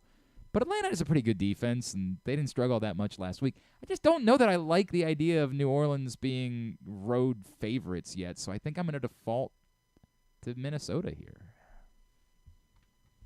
Yeah, I'm going to go the other way. I'm going to take the better defense and the team with the better offensive weapons, and Kamara is the best offensive weapon on the field. I like the Saints here just because of their defense. Dobbs last week was a great story and all that, but Justin Jefferson still isn't back yet, so they're not at full strength. So I'll take the Saints. Yeah, I don't like the Saints at all. I mean, nothing. I don't know. I don't like Derek Carr, and the Saints don't cover either. So I'm gonna go, default to the hotter team. The Vikings have won 4 in a row, so I'm gonna take the Minnesota Vikings. All right. Glenn and I are in the minority. Joining us on the Vikings is John Proctor. Okay. And Jeremy Kahn. All right. So, I don't know how I feel about that. I just wanted to stay away from Paul Valley, so I was happy. But now I got saddled with Kahn instead. Eek. Green Bay at Pittsburgh. This one's at 1 o'clock on CBS, and the Steelers are 3-point favorites at home. Just 3? Just 3. Pittsburgh. I mean, I hate no saying hook, yeah. I hate saying that, but it just 3. I don't really know. I mean, Green Bay played all right, but look at who they were playing. I have no idea where we're suddenly. Trust me, Pittsburgh's offense continues to stink. I'm in no world do I think that the Steelers are, but this is who they are. The 3 points at home against Green Bay, Pittsburgh. Yeah, I felt the same way. I know Green Bay, looked a little bit better last week, but they look lost after week 2 this year. The Steelers defense is legit. I've been saying that for about a month now. And they're getting what they need to get out of the offense right now. I'll take the Steelers. Yeah, Green Bay doesn't look good at all. Maybe if it was 3.5, I'd hesitate a little bit more, but yeah, Steelers all the way at -3. Maybe a spot here for Paul and Jeremy to steal some points. They're on the Packers, as well as Andrew Stecca on the Packers. Those are the 3 taking Green Bay. Still in the 1 o'clock window. San Francisco is going to Jacksonville off of a bye, and the 49ers are laying 3 on the road. No way. I get it. They're coming off a bye. This goes back to, every time I look at the Super Bowl odds, the 49ers are still at the top. I'm like, what am I missing? I know they still have a very good roster, but their limitations have been obvious. And while I'm not in love with the Jaguars, I think they play good enough football that they shouldn't be 3-point home dogs to a team that's traveling across the country to play at 1 o'clock. Jaguars. We haven't had one of these in a while, Glenn, but we're opposite a lot this week. I'm going to take the 49ers. All right. They have the better players. They get their guys back off a bye, healthy. Wasn't the same offense without Deebo Samuel. That was obvious. But they're still very good, and they're very good defensively. I know the Jags won a game last week. Something's missing for me with them. I don't know what it is. Maybe offensively, I expected them to be more explosive than they've been.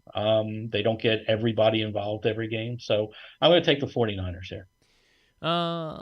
You would think the Niners do figure it out after the bye. It looks like Deebo is back. He was a full participant yesterday. But Trent Williams did not practice yesterday, and I think that's important. Jags have been good against the spread this season. They're 6-2. So, yeah, at home getting points. I'll take the Jags as well. And on the Jaguars with me and Glenn is John Proctor, Nick Kelly, and Jeremy Kahn on the Jacksonville Jaguars. Again, I just don't know how to feel about that. Scary, isn't it? Right? The lone 4 o'clock window, the last game actually on our slate in terms of time. Detroit at Los Angeles. Put the primetime games in this week. They're dreadful. They're awful. Make a date night. Is there a movie that comes out this week that people can go see? The Marvels, yes. Is that this weekend? Yeah, really? This weekend. Go Sunday night. Go see the Marvels.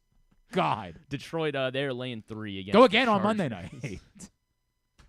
See the Flower Moon if you haven't seen it yet. Detroit -3 at Los Angeles. Los Angeles Chargers. I certainly don't have any faith in the Chargers. Do the Lions deserve to be 3-point road favorites? I'll take them. Lions. Yeah, they probably don't, but I'm going to take them. The Chargers are they can't stop anybody. Right. This is a good offense. They're bang. They miss Williams. Now they're down Parker. They're relying a lot on Johnson, who just, is limited right now in his NFL career. And I think that hurts them a lot. I'm going to take the Lions. Yeah, I'm going to take the Lions as well. I don't think the Chargers are that great of a team. They really haven't beaten anyone. Lions also cover. So, give me Detroit. Most of us are on Detroit, including, I don't think Nick Kelly's ever going to pick against the Lions because every time we pick a Lions game, he sends me a Detroiters meme as well. So I do love that. Oh, I do love that. 2 backers of the Chargers. Did you ever watch Detroiters? Me? Yeah. No, I haven't. Oh my god! And you probably love I Think You Should Leave, Yeah, I do. right? I God, this do. is look, man. There's nothing wrong with I Think You Should Leave. It's a wonderful show. It's not even as good as Detroiters was. Detroiters is the best comedy of the last 10 years. And I hate you all for not discovering it because it was on TV and young people are like, "What's television?" True. Detroiters was perfection. Go watch Detroiters. It's that good. All right. It's on the list. 2 backers of the Chargers looking to steal some points here. Paul and Jeremy are the only 2. They got a couple opportunities this week to get some points back or to further sink. Yes, to further cement themselves as the bottom of the table. The Browns are coming to Baltimore, and the Ravens, they're laying 6 points against the Brownies. This is sort of how I felt last week. Like, I don't feel like the Ravens should be 6-point favorites over the Browns. Like, a smart betting decision to me is to take the points with the Browns. They're a good enough defense. They played well a week ago offensively. The smart betting decision would be take the points with the Browns. But are you going to have faith in the Browns coming to Baltimore? And I get that the Ravens are always subject to a stinker. Like, I understand. But even the thing 2 weeks ago against the Cardinals was horse ass, right? Like, it was... You can say it's about the fact that they stopped caring in the second half. It was really about the fact that, like, Satan got involved at the end of that game with Nelson Aguilar dropping the onside kick, or else they still would have covered that one as well. Ravens are just playing on a different level right now, man, and I don't see the Browns being the team. We'll talk about it next Thursday, and it's probably a benefit to them that it's a Thursday and, involves the Bengals going on the road, but I don't see the Browns being the team that's suddenly punching them in the face this week. I think the Ravens cover. Ravens. I don't like the number. Divisional game, you punched them in the mouth last time. And when I made this pick late last night, I put a maybe next to it for Griff because I wanted to do more research on it. And my top research was, well, Watson didn't play in the first game. Okay, well, that makes a difference. But then I looked at all the players that didn't play for the Ravens that weren't on the roster and things like that in that same game. And I'm going to take the Ravens. Yeah. And I hate doing it because these divisional games and they know each other so well. But I don't see how the Browns are in the same stratosphere right now as the Ravens are as a football team. And unless Watson all of a sudden turns into somebody that from 5 years ago, I don't see him scoring a lot of points against this defense. And that leads me to believe the Ravens may have, I don't want to say an easy, but let's call it comfortable win. Yeah, I'm with you guys. I don't think it'll be 28-3 again, but as Ken said, I don't think the Browns will be. They're down multiple linemen. I don't think they'll have enough to overcome the Ravens' defense. Sal Powell thinks the Ravens will be able to run the ball as well, really well against the Browns. Sal did say Ravens to cover. Yes, and he did. And if there's few people in the world, I'm telling you, when Sal says something, remember this is the guy that essentially told us the Ravens were drafting J.K. Dobbins. Like he that morning, more or less told me the Ravens are drafting J.K. Dobbins, and I was like. Okay. Sal, I don't know what it is about Sal. I listen when Sal talks. So, yeah, I'm taking the Ravens. We do have 3 backers of the Brownies. John in Little Rock is going with the Browns. And then Ryan Shell and Jeremy Kahn are taking the Cleveland Browns as the only 3. Good news, Glenn, we are not matching on every single pick this week. There it's a little bit different. We alter on Maryland and Nebraska and then Penn State and Michigan. That's what it all comes down to for us. Yeah. Might be smart for you. I was on a heater last week. You should be right. Well, I know I'm on a heater. Yeah, I think you were just taking my picks is what you were doing there. All right, very good. Ken, you're coming out to hang out with us on Sunday. So what? Well, hold on a minute. Hold on a minute. Yes, my plan is too. But what did I see? Like you're leaving early. Somebody's coming late. No. Femi is. I'm not. I don't think I can watch the whole. I think I'm going to show up I think I'm arriving for the second half. Is the plan. I think that I don't know that yet. I might come for the whole game. Well, you need to text me. Okay. Would you settle down? I'll get with you. You want to know when I'm going to be there? I want to know when we're all supposed to be there to watch together.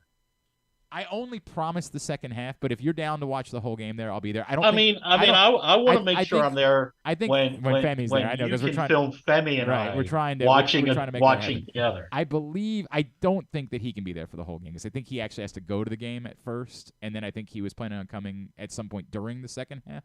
But I will confirm. Just text me. All right, I will get up with you. @FansFantasy on Twitter is how you follow him. Of course, Fantasy Pros and his rankings every week at PressBoxOnline.com as well. Appreciate you, bud. Thanks for taking the time. Thanks, guys. That's Ken Zalis with us here on at GCR. So I keep telling you about this event that we're doing on Sunday, but you might still be finding yourself saying, I don't know what this event is. I'm confused. What? And we're going to try to get you a little bit more information about that next, as we will be at Towson University on Sunday for a very special Veterans Day event. We'll tell you about that, plus AQ Shipley still to join us this morning. That's all on the way. It's Glenn Clark Radio. The latest edition of PressBox is available now. On the cover, Todd Karpovich profiles the Orioles' survivors, Anthony Santander, Austin Hayes, Cedric Mullins, and Ryan Mountcastle, who all came from the previous regime but stuck through tough times to be key pieces in guiding the franchise back to prominence. Also inside, we remember the iconic Brooks Robinson with tributes from Jim Henneman and myself, Stan the Fan Charles, and a trip down memory lane to remember the most significant moments of his career. Plus, we meet players from college basketball programs around the state. PressBox is available for free at over 500 area locations, including 60 Royal Farm stores, and you can always find the entire edition, as well as the best daily coverage of the Orioles, Ravens, and Terps at PressBoxOnline.com. Visit Harford County. Gear up for the holidays by supporting local with Small Business Saturday on November 25th. Take in the dazzling sights of the season with a Ladue Christmas at Ladue Topiary Gardens. Enjoy holiday lights, sing along to holiday songs, reserve a carriage ride, and sit on Santa's lap in Bel Air's Winter Wonderland, happening every Saturday from November 25th until December 16th. Nothing sparks that holiday joy quite like a festive parade. Head to visitharford.com and click on events to see the full list of parades and so much more. In Maryland, you're welcome. Gambling can be a fun and entertaining experience, but there are risks involved. If you're planning on betting on the game at the casino or on your phone or computer, know your limit, stay within it. Set a budget and a time to stop. Remember, gambling isn't a financial solution, and it doesn't mix well with alcohol or drugs. Know the risks and have a plan before you begin gambling. For free and confidential services, call 1-800-GAMBLER 24/7 or go to helpmygamblingproblem.org. There's so much focus on sports betting these days, but I want to talk about an area that nobody wants to gamble on, where you choose to go out and spend your hard-earned dollars to eat. The Costas Inn is no gamble at all. The quality on their menu is outstanding, and the value is off the charts with a great and varied list of specials Monday through Friday. And the staples of the menu, whether it's salads, burgers, fish, they're all fantastic. And I haven't even mentioned the crabs or crab cakes yet. So check out the menu for yourself at CostasInn.com. When choosing a place to dine, never gamble on the food you put in your belly. The Costas Inn at 4100 North Point Boulevard, or call 410-477-1975 for reservations and your steamed crab orders. 6 chicken tenders made from fresh, never frozen Royal Farms world-famous chicken, a family-sized order of Western fries, honey mustard dipping sauce, and a 2-liter bottle of Dr. Pepper. It's Royal Farms' new Tucker's Tenders Meal. It's Justin Tucker's favorite, and at only $19.99, it'll be your favorite meal too. The new Tucker's Tenders Meal, available only at Royal Farms. Now you can kick back, relax, and eat like a champion. Real fresh, real fast, Royal Farms. Come for a game, stay for everything else. Book an unforgettable fall getaway in Charm City. Enjoy only in Baltimore festivals, mouthwatering eats, and endless entertainment. Treat yourself to a staycation in the heart of downtown, or try one of the city's many charming neighborhood hotels. And don't miss out on packages for free parking, breakfast, and more. Plan your stay at baltimore.org/hotels. Don't forget about Project Game Day after every Ravens game this season. It's kind of like this show, except Rita's also there, so I actually think it's pretty good. But hey, you're already here now, so why don't you go ahead and keep listening to GCR. All right, back in here on Glenn Clark Radio as we continue along on a Thursday edition of the program. So you have heard me talking all this week about an event that we're going to be part of on Sunday over at Towson University. And our part is myself, KZ, Ravens Super Bowl champion Femi Ayanbadejo. We're all going to be there during the game and then after the game for a game watch, and then we're going to do our part of Project Game Day live there at Towson University in the University Union. But the event itself actually starts in the morning at 10 a.m. It's a day-long event for veterans. It's a Veterans Day celebration at Towson. And joining us now here on GCR in studio, the chairman of the Commission on Veterans Affairs for Baltimore County. He is Mr. Jeff Bonner. Jeff, it's great to see you. Thank you so much for coming. Should I say Jeff or Mr. Chairman? No, or Jeff is great. I always try to give people their military rank, and then I'll talk to we had one of the lieutenant colonel from the Marines on yesterday. He's like, dude, please, just Ted, please, yes, please, can we just say Ted? Can we go that route? Yeah. Jeff, it's really great to see you. Thanks for coming in. Thanks, Glenn. Really appreciate you having us on and being able to talk about the good work that the commission's doing. So before we get to the event, I'm glad the way that you said it, because somebody would say, what is the Commission on Veterans Affairs for Baltimore? What does that mean? So I want to start there. Yeah. Tell me about the commission. Tell me about what you guys are doing, and then we'll get into Sunday's event. Outstanding. Yeah. So the Commission on Veterans Affairs is a group of 18 individuals that are veterans from Baltimore County that come together with a mission to advocate for the 42,000 veterans in Baltimore County through education and outreach. And we do that in a number of different ways. We get together and we have monthly meetings, and really our big event that we're going to talk about here today is this event for Veterans Day coming up here on this weekend. And our event's going to be on Sunday, and we're hosting that in partnership with Towson University. So the commission does a lot of different things across the county, really with the sole focus of supporting our veterans. Let me ask a couple things first. Yep. Your military service was? Yes. Marine Corps. I spent most of my time in the Marine Corps, and then I finished with the Air Force flying the A-10. Would you be willing to give us a hooah? Would you really be willing? Hoorah! There we go. There you go. Thank you. I appreciate Absolutely. that. Why was this the path for you? Why post-service was this where you ended up coming to in order to get involved with this? Yeah. Thanks, Clint. That's a great question. And really for not only myself, but I think our other commissioners, it's really about the idea of continuing to serve, right? In the military, we found purpose in our lives of serving something greater than ourselves. And when we leave service, for a lot of veterans, there's a void there, right? And for us here in Baltimore County, for my fellow 17 other commissioners who are on the commission, I think we use the commission as a way to continue to serve our brothers and sisters who also served. It's awesome. I think it's something that people look. We are talking a lot, and on this show, we've been doing a lot of Veterans Day. Sal called in earlier. Sal Poalantonio, who's a vet, called in earlier, and we're doing a lot of it this week. I think that sometimes we do it for a week because we're like, right, it's Veterans Day, right, and then next week we forget. Yes. And I think it's important, and the work that you're doing, because what you just said there, I hear this from all of my friends who are vets, that finding purpose, it's a little bit of is adjusting back, but a lot of it is finding purpose.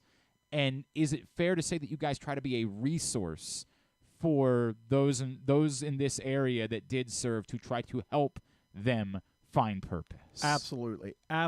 Well said. And, one of our functions, again, through education and outreach is really what we're trying to do is reach our veteran population here in Baltimore County.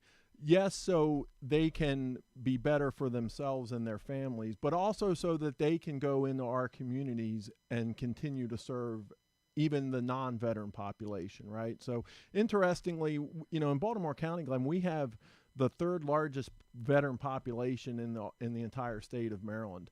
And those 42,000 veterans can really move the needle on a lot of the things that we see in the county and in the state. These people have, through their service, by putting service before self, they really understand the idea of how can we come together as a community and how can we move forward together. And that's right now, I think we need that. He is Jeff Bonner, again, chairman of the Commission on Veterans Affairs for Baltimore County. He's in studio with us here on GCR. This event on Sunday, when my friend Dario Di Battista told me about this, I said, man, this is awesome. And I will tell you that Dario and I have been friends for a very long time. Yep. And he, of course, leads the Veterans Department at Towson University. Mm-hmm. And Dario would always say, and this was and I don't know if you've ever talked about this, but it's a straight shoot. He always said, I wish we flip-flopped Memorial Day and Veterans Day. Like, we understand the dates, we understand, right. But he was, I wish we did it, because in May, everybody's inclined to have cookouts and barbecues, and it just doesn't fit the concept of what we should be thinking about on Memorial Day. Right. Whereas Veterans Day should be a celebration. Yes. It should be a recognition. It should be, and because it happens in November, we're kind of more inclined to just be like, oh, right, it's Veterans Day. Right. Cool. And not throw barbecues and not, Yes. try to take days off of work Right. and things like that. Right. That this is both a resource and a celebration on Sunday, to me, is what makes this event so cool. That we can just say, we want to celebrate vet. We want to party with vets. We want that to be, this is a celebratory day and thanking, but yet also to try to make it a resource. How did this all come about, this event? Yeah, so it's very much, the official title is the Baltimore County Veterans Celebration and Resource Fair. So that both of those are intentionally married together because that's where we sense that we want to support and celebrate our veterans, and we also want to provide them with resources across the county and across the state. So with that being said, the idea was, how can we really move the needle for those veterans? And we want to, getting to your point about, typically we see on Veterans Day, there hasn't been a lot of attention given to intentional celebration. So we wanted to put together a intentional program to celebrate our veterans while providing them with resources. And our partnership with Towson University and Dario Di Battista and all the great work that Towson is doing, that marriage of the Baltimore County resources with the Towson University resources, we're very excited for this event. This starts at 10 a.m. on Sunday. Correct. And includes all sorts of different stuff. Correct. Can you run through? Because I keep trying when I'm talking about it this week. Like, there's workshops, there's opportunities to get connected for service opportunities, and yet there's also just live music and party and family fun. It's a little bit of everything on Sunday. Yes, it is. There's a lot going on this Sunday, and what I would like to say to your listeners is that there's something for you at this event, whether you're a veteran or not a veteran. You just want to support veterans and see the great facilities at Towson University. There is something for everybody at this event. So for the veteran side, that focuses mostly on the resource fair, right? So we're going to have over 60 vendors there, and this is a wide variety, Glenn, of different resources, information on home loans, information on VA education benefits, a lot of resources for veterans to improve their lives and their families' lives here in Baltimore County. So we're very excited about that piece. In addition, we are going to have a veterans celebration ceremony. So for 1 hour, from 12 to 1, everybody is invited for at any point between 10 and 5, but certainly for this ceremony between 12 and 1. It's going to be in the theater, and we're bringing together the county and individuals from the state, and we're intentionally, to your point earlier, Glenn, we're intentionally celebrating 6 different veterans in Baltimore County for outstanding service in a variety of ways, whether they're supporting other veterans, whether out in their community supporting other initiatives. The county executive is going to be there. The president of Towson University is going to be speaking. We've got Tony Woods, the Secretary of Veterans Affairs from Maryland, is going to be there. So we're very excited to take 1 hour out of that day with the intentional purpose of celebrating our outstanding veterans in the county. I love that. Yeah. I love that. This is when I keep talking about it, that's what we should be doing on Veterans Day. We should be celebrating. I love that. Yeah. Then adding in on top of all of that. Yes. want everybody to come out, hang out, and watch the game. There you afterwards. go. Yeah, I'm glad you mentioned that. Obviously, for your audience, if you're not going to be downtown watching the game in person, come out to Towson University. We're going to have it's a watch party for the Ravens game against the Browns. Excited for that. We're going to have free Mission Barbecue. One of our partners is Mission Barbecue, and they're going to be catering the event for us. So come out. We're going to have family events. We're going to have guest speakers. We're going to have – it's a lot going on, and we're super excited. Again, the big thing is there's something for everybody at this event. And we're going to do our portion. So we do a big Project Game Day post-game show. Yeah. And myself, my friend Ken Zalis, and Femi Ayanbadejo, of course, Super Bowl champion. Yeah. We'll all do our part of the post-game show from right there at Towson on Sunday. And that also gives you the opportunity to come out and meet a Super Bowl champion on Sunday. As Femi has said, he would be happy to take pictures and sign autographs and do all that stuff. So for Ravens fans, just a cool opportunity to hang out and meet a Super Bowl champion as well. To the point, as you said before, anybody can come out. Yes, absolutely. Don't have to register anywhere. You can just show up starting at 10 a.m. on Sunday at the University Union. Absolutely. 10 to 5 is the main event. That goes, any time in there. Come for an hour. Come for the whole day. Happy to have you. And, again, the Veterans Celebration Ceremony goes from 12 to 1. If you can join us and then have lunch and, of course, kickoffs 1 o'clock. And to the point, we won't let anybody in that ceremony. I mentioned who's going to be speaking. They will not be speaking at kickoff. There we go. It's a tight 12 to 1. That's it. Very tight 12 to 1. The band's gonna start playing. That's it. We're gonna say we gotta wrap it up. Kickoff is coming. We got things to do. I do also think it's important too to say if you're not a vet, as we said, very much welcome. Yes. But we would encourage you to reach out to veterans in your life. Absolutely. And say, hey, I heard about this awesome event. I think I'm going to go over there. It's free Mission Barbecue. I mean, that sounds pretty great. Like, who wouldn't want to be there for that? But reach out. Please use it as an opportunity to reach out to someone in your life who is a vet and say, hey, this event really is for you. Would you want to come with me on Sunday? Absolutely. I think it's the best way. And it's intentionally built that way. The program was built with that intention, that there's something for everybody. Families, little kids, face painting, all those type of great activities, and of course the Ravens game. It's like you couldn't ask for more. This is I honestly am blown away. I keep thinking to myself, there's got to be a catch. Like when Dario was explaining to me, like, so what does it cost to register? He's like, there's no cost. I'm like, well, is it what? Yeah. Why isn't there? Yeah, like, what am I missing here? Like, you keep saying all of these amazing things. Like, so okay, it's just free for vets, but everybody else has to. He's like, no. It's just a community event. Yeah. It's just this is the way. I'll be the one. This is how government's supposed to work. Yeah.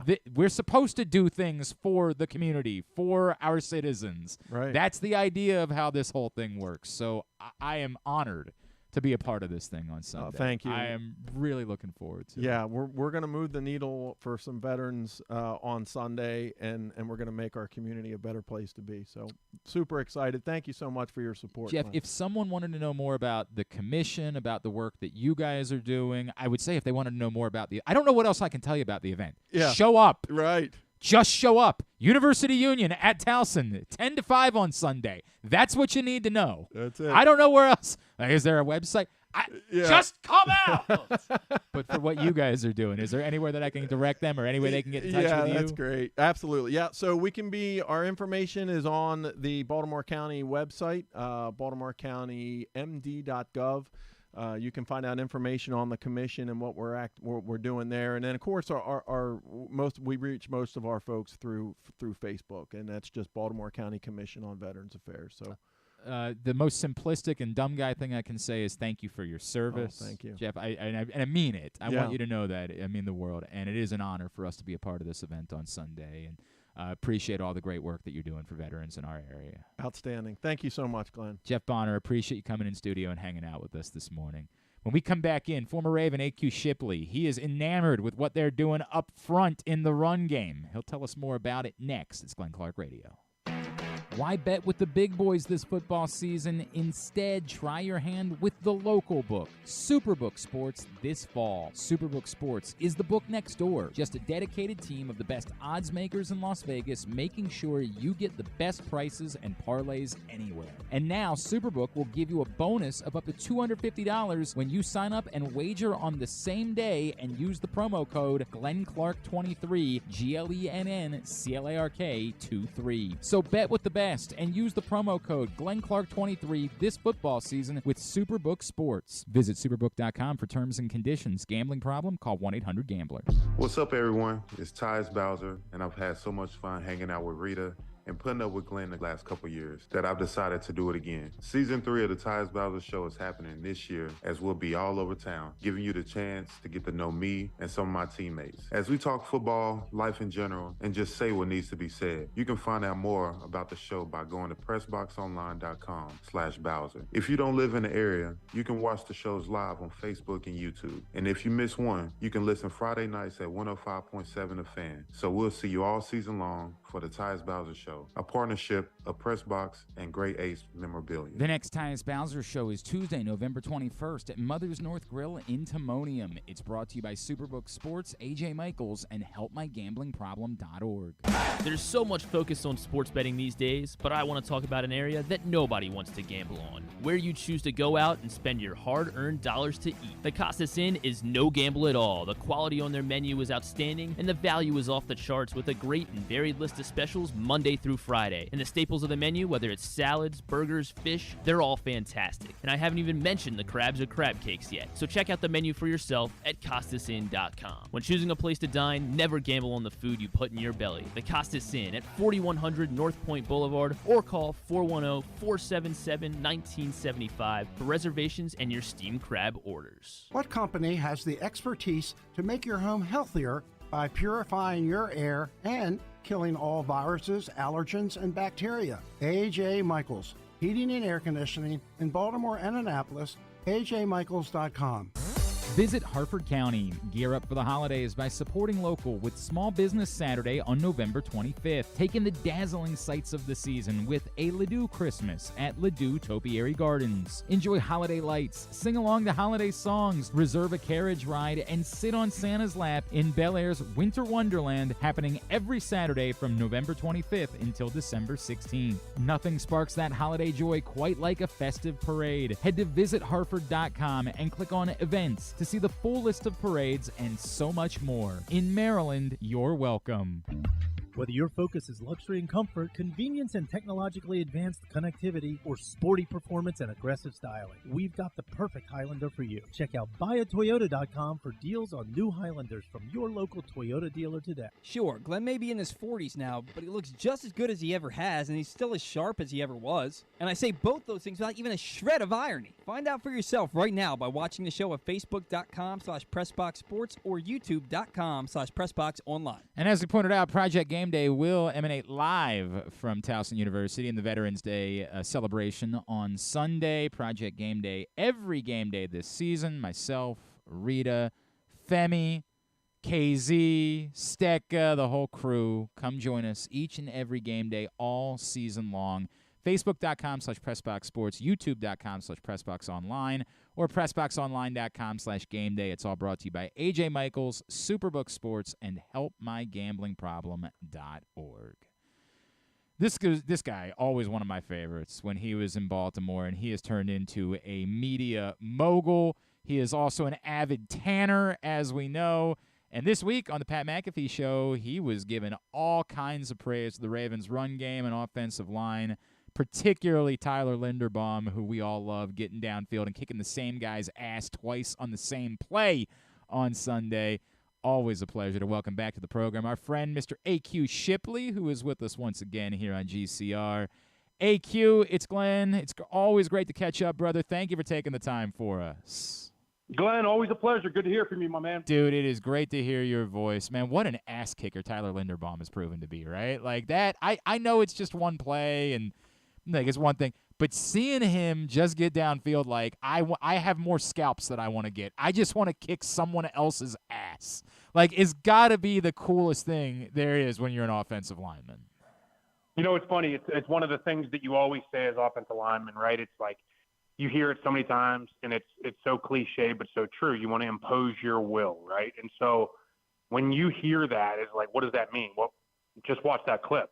Watch that clip of him pulling. That is it. And that is, you don't get to see that very often, because I say this all the time. Like, people don't understand. Like, that doesn't happen often in the NFL. Like, a stalemate in the NFL, moving a guy a yard, that's a win. Like, that offensive and defensive line battles, like, does not happen like where you see it in high school, where you're just taking a dude and just dumping him 10 yards downfield. Like, that doesn't happen. So when you see a guy lift a guy off his feet, continue downfield, and then get him again, like, right. That's impressive. That's Dude, impressive. It's nuts. It's so much fun, man. Yeah. It is so cool to see.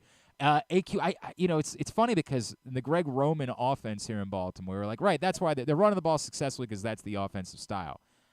I don't know this year that we thought that was going to be the case still, and yet, in a weird way, it's almost as impressive, if not more impressive. How do you explain the change in offensive coordinators and yet the continued dominance of the Ravens, no matter who the backs are? They did it with a guy who had played all of one NFL snap last week before the game, and Keaton Mitchell went in there and kicked ass. How do you explain? Did we lose AQ? Oh, we lost AQ. All right, well, I'm feeling really good about that setup too, right? I was all in on that setup. I was like, man, this one's the one. And then I look over at Griffin, and he's like, the funny thing about that is you're wasting it. You're wasting it. AQ's not hearing it. All right, I'll try it again. I'll try to be more concise. AQ Shipley back with us here on GCR.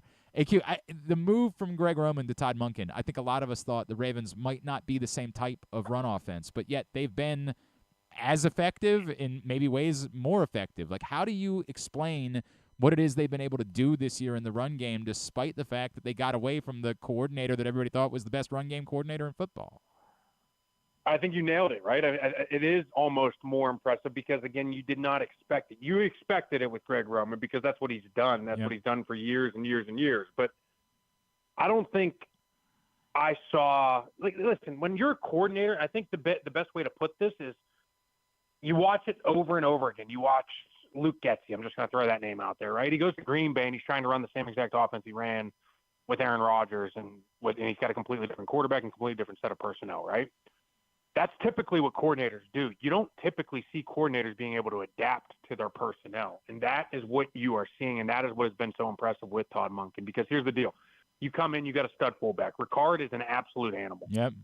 Take advantage of it. And that's what he's been able to do. Like, you're still able to do that. But what he's been able to do, what has been so impressive, in my opinion, is, yes, you're still having the run game, but you're getting the wrinkles, and you're able to use Ricard as more of a decoy at times where, a couple weeks ago on the one where Lamar ran it in, I think it was maybe from like the 12-yard line, he ran it in around the left side on like a quarterback keeper type deal. The Detroit game, right.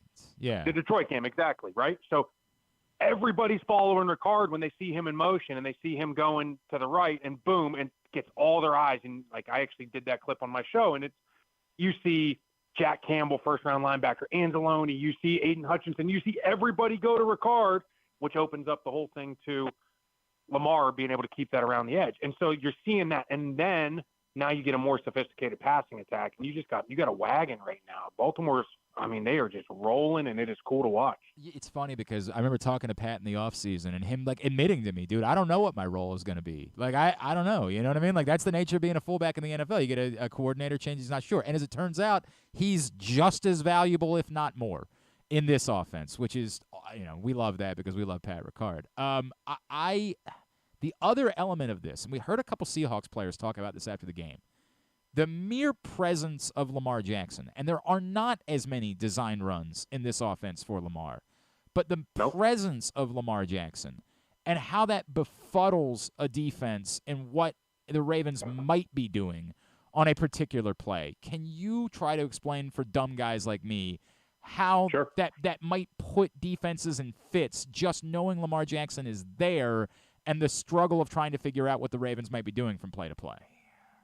So, yeah, and I actually I did 3 clips in a row yesterday on my segment, and part of it kind of tried to show that in a layman's way, right? So the first clip I showed was the big run by Edwards. Yep. right down the left-hand side. Yeah. Yep. So they run it down the left, and he gets, a plus 30 gain or whatever, right? Yep. They got Jamal Adams plus both linebackers in the box. So you get basically a 7-man box with the safety down and a nickel defense. So when that happens, you got 7 guys in the box. You got basically 6 or 7 blockers, right? It's a hat for a hat. So they look at that, they see that big run, but just the element of Lamar carrying out the fake at the end of that raises awareness, right? Okay, now, that shows the ability he can keep this. So they go gun later and get another big run by Keaton, right? And so when they get that the next time, which I think was maybe one of the touchdown runs, they only have a 5-man box. As an offensive line, you are salivating when you see a 5-man box. Yep. Absolutely salivating. Yeah, this math works for us, right? Yeah, and the reason that they gave a 5-man box before was they formationally put Mark Andrews out to the left. They got 3 receivers out to the right. So you still have to acknowledge the passing strength. The passing strength is the 3 receivers out to the right. So when you're in a nickel defense, who has to move out there? Bobby Wagner. Who's their best run defender as a linebacker? Bobby Wagner. Now you get a 5-man box without their best run defender, and he's out there for the sole purpose, if Lamar decides to keep it, he's that player that has the quarterback on the quarterback keep. Dude. You put defenses in a bind at all times just with the mere threat of him being able to keep the ball. God, that's got to be hell. It's just got to be hell for them as they get Yeah, back. because you can't ever be right. Right. You always are put in a bad position. It's no different than when teams play Patrick Mahomes and they do so much of the RPO stuff.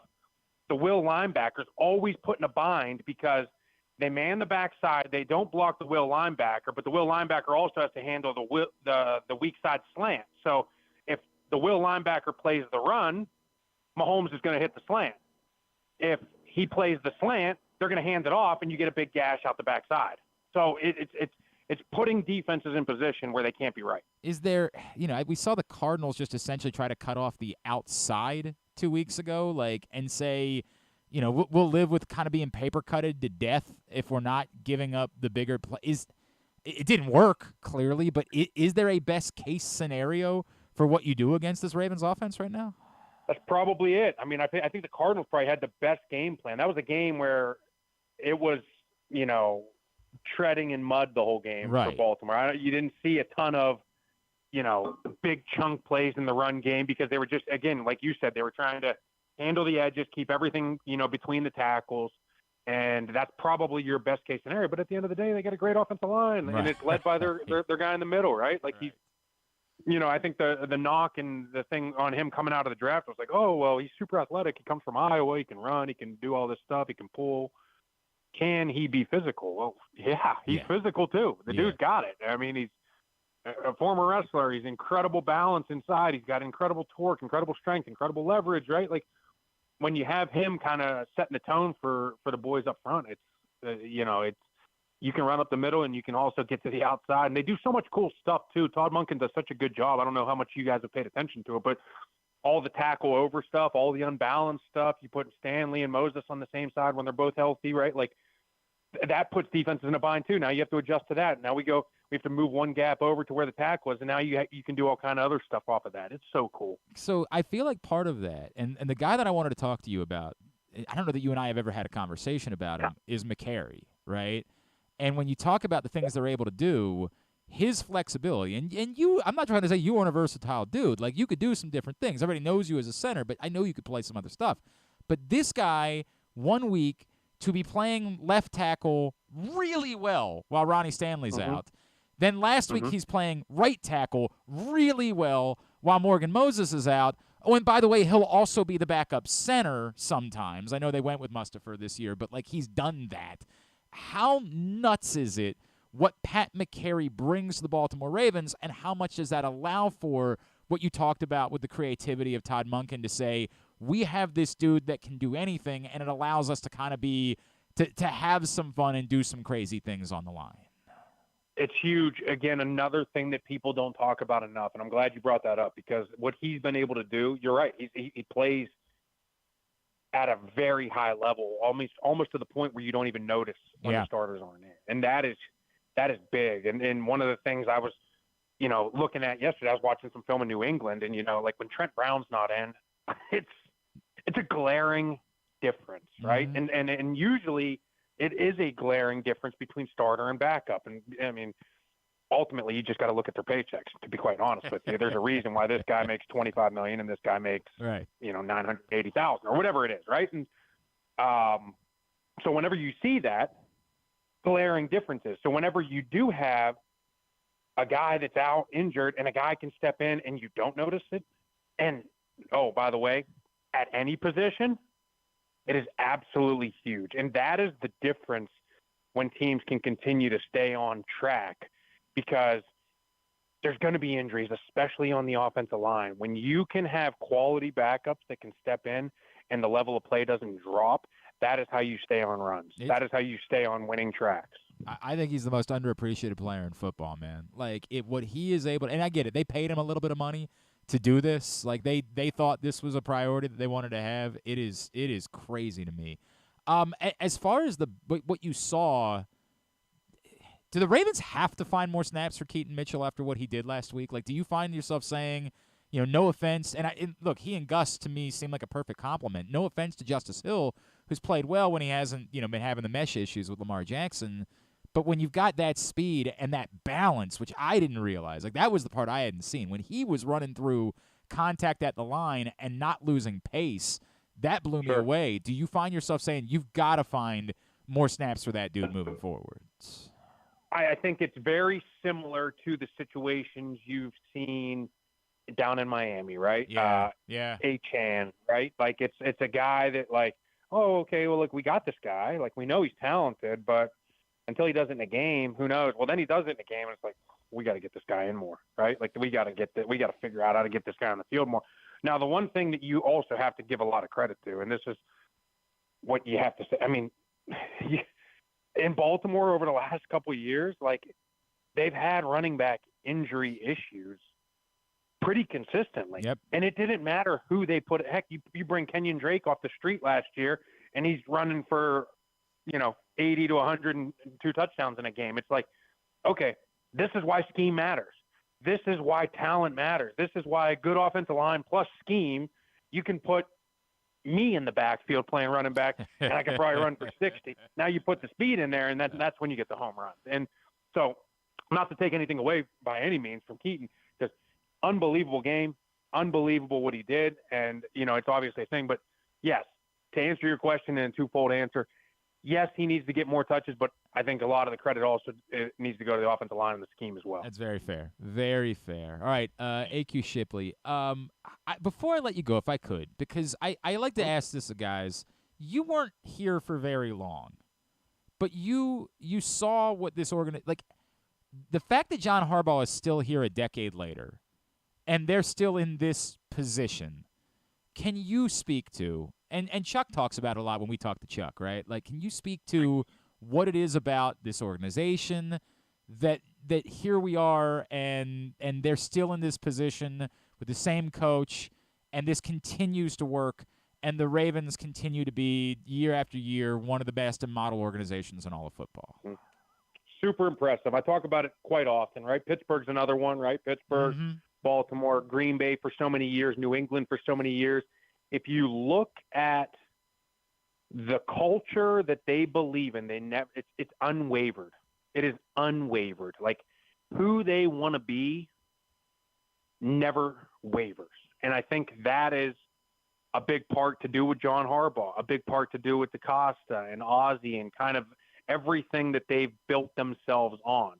Another thing that I don't think gets talked about enough, and you can say the same thing with the AFC North rival in Pittsburgh, right? Like, it's what both of those teams, again, their head coach has been there just as long too, which is kind of crazy. Like, the fact that those guys just keep going at it. But if you look at both those organizations, they start to see, I'm just going to throw it out there, right? Like, so like a Terrell Suggs, right? Like, as he starts to come to his end, okay, who do we go get? We go bring in a Matthew Judon. We go bring in a Zadarius Smith, and boom, as they start to, okay, maybe they're going to leave.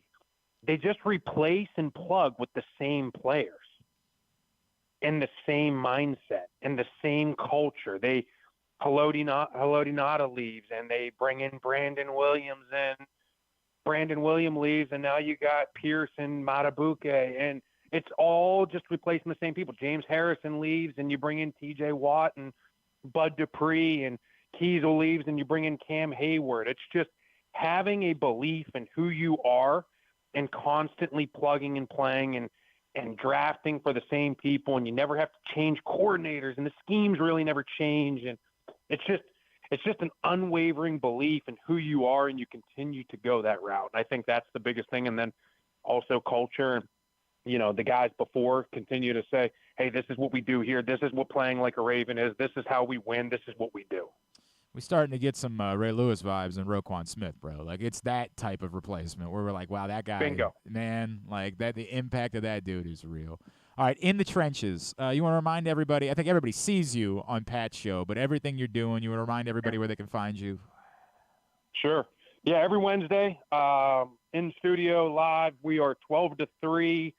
ESPN the first 2 hours, ESPN Plus the third hour, as well as YouTube on Pat McAfee Show. And that's, of course, your favorite hour because it allows you to start letting the F-bombs fly again. That's exactly it. I mean, listen, like I don't need to sit here and say the F-bomb, but it just allows us to be more natural and fun and play in the locker room, man cave type vibe. And that's also when my segment is. So I'm always on that last hour and kind of pick the 5 best runs plus a couple, big bump kill shots that we like to call whenever linemen get those big shots downfield or even at the line of scrimmage burying somebody. It's a lot of fun for me to kind of stay involved in the game. At AQ Shipley on Twitter is how you follow him. Bro, it's awesome to see you continue to kill it, man. Always appreciate you taking the time for us. Thanks so much for doing this, dude. Appreciate you guys. AQ Shipley, former Raven, with us here on GCR, part of the Pat McAfee Show crew, of course, in the trenches, always doing the O-line breakdown. Appreciate him hopping on with us this morning. Today's show has also been brought to you by Live Casino and Hotel Maryland. Griffin, you want to remind everybody what's coming up at Live Casino and Hotel? Yeah, I want to tell you about the second chance to win drawing that they've got going on all football season long. So hopefully you're betting with us again this week. And hopefully you didn't bet with Griffin on the Flyers the other night. Yeah. Hopefully you didn't do that or bet with me. How's weeks like 1 through 8. How's your Maction been this week? Let's see. Tuesday, I avoided it all last night and it ended up being an ugly slate anyway, which was smart. But yeah, Wednesday or Tuesday didn't go well. I tried like a money line parlay, and I didn't even get some of the money line, the hits on that one, so it wasn't great. But yeah, maybe eventually I'll start dishing out the Maction plays as well. Maybe some UFC plays this weekend, of course. Yeah, big fight this weekend. Yes, it is. Very big couple big fights. But if luck isn't on your side, is there somebody that you like this weekend? I do like Yuri Prohaska against Alex Pereira. And what are the numbers? I don't even know what the numbers are. He's plus 100 right now. Prohaska is. At least last time I checked, he was plus 100.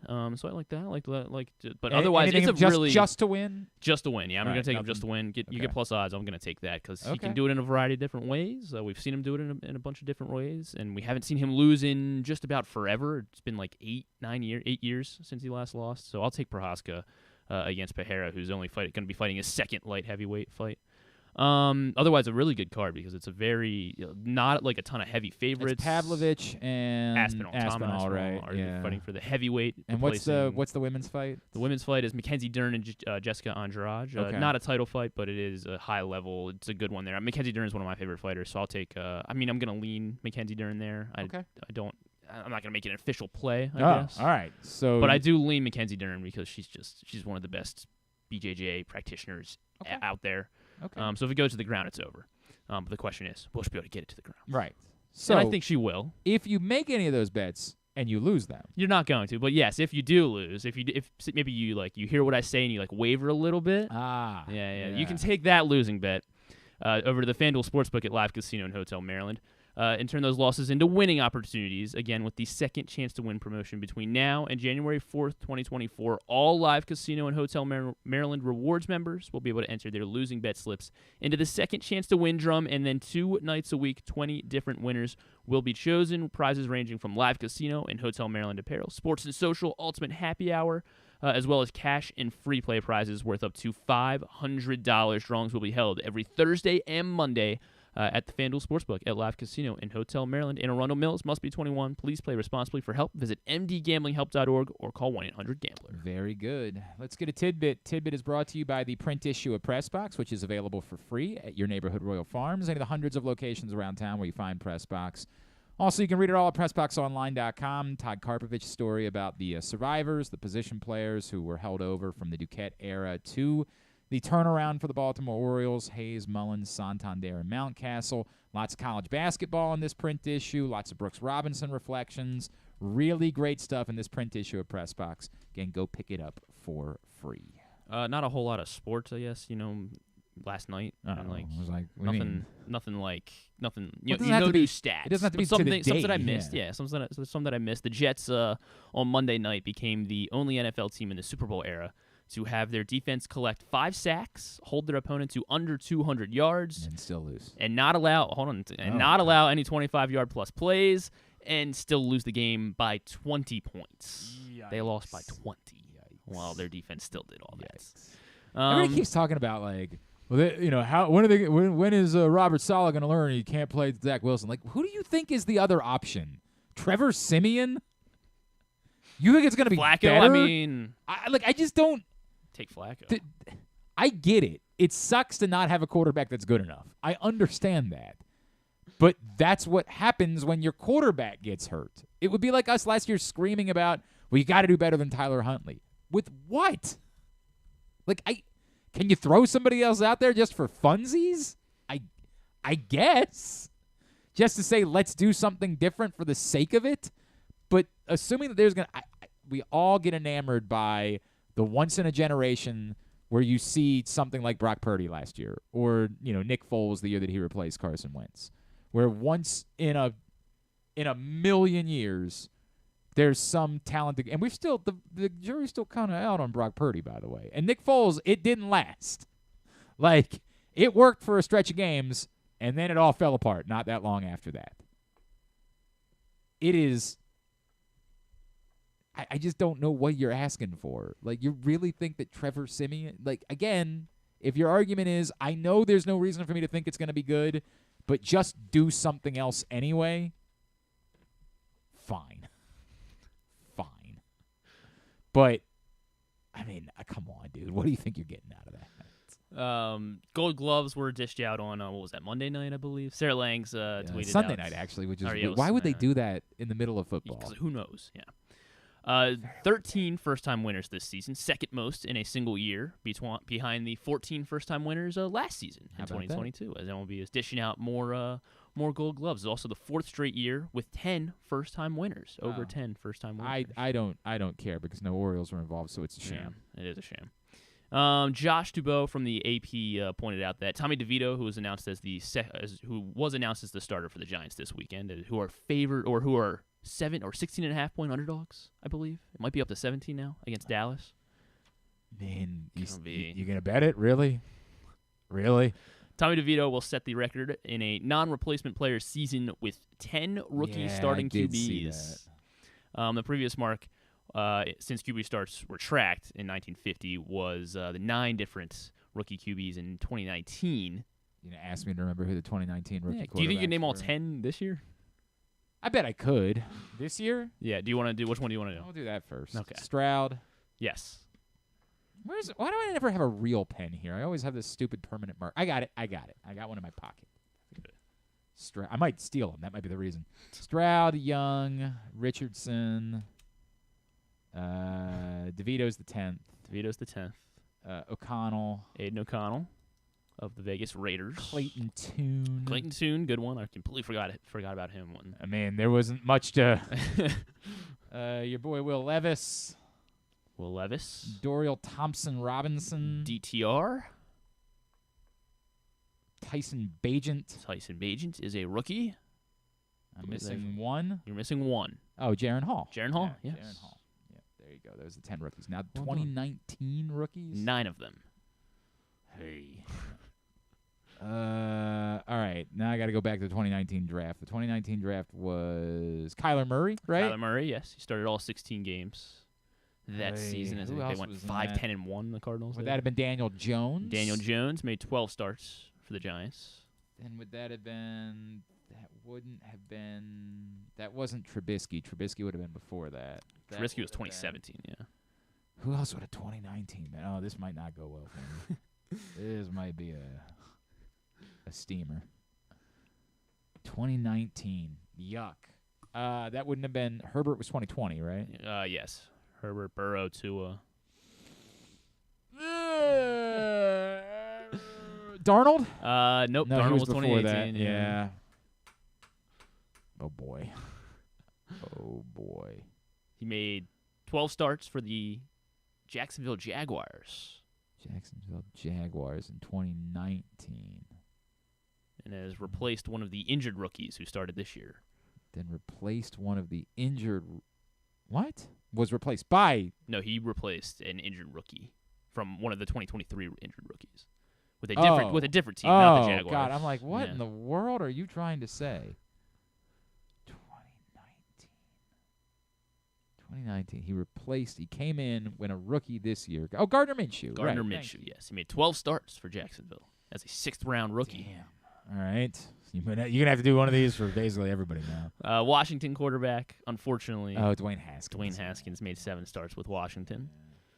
Pittsburgh. This was the year Ben got hurt. And they played Mason Rudolph. Mason Rudolph this was his 2nd year, so he was not a rookie, but he made I think he made 8 starts or something. This guy made 6 starts. Well, Mason Rudolph was banged up. Duck Hodges. Duck Hodges made 6 starts for the Steelers as a rookie. One of my favorite bits is I just gave him a different D name. I gave him a different DH name every time we talked about him. I was like, they're going to start Dexter Hamburgers. Duck Hodges. I did love that bit. Yeah. I missed that bit. That was one of my favorite Sanford bits. legend. God. He made 5 starts for Denver after Joe Flacco went down with a back injury, as they say. Drew Lock? Drew Lock made 5 starts in Denver. I guess Drew Lock came in next. I think it was Brandon Allen. Asked me to remember who the quarterbacks were. For Detroit, he made 5 starts, including, I think, on Thanksgiving this year in 2019.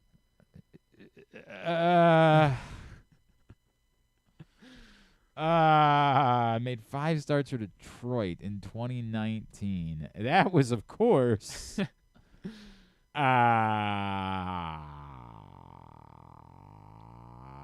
He was a Purdue quarterback. I probably should know this. Yeah, he's back with the Lions this year. He's back with the Lions this year. That's not Boyle, is it? No, it's not Boyle. I don't know where Boyle came from. He's just a quarterback that seemed to exist for forever. Purdue quarterback who is back with the Lions this year, who made 5 starts in 2019. He's on the Lions P squad, actually, so probably probably won't see him, yeah. He made, let's see, what else did he do? I think he made some starts with the Cardinals last year. Why is this? Yeah, he made 2 starts for Arizona, and then 5 starts with Detroit in 2019. Purdue quarterback. It's not. His first name is. Settle down over there. Well, it's Would innocuous. You chill. You're saying I'm not going to get it from knowing what his first name is? I don't know. David Blau. David Blau.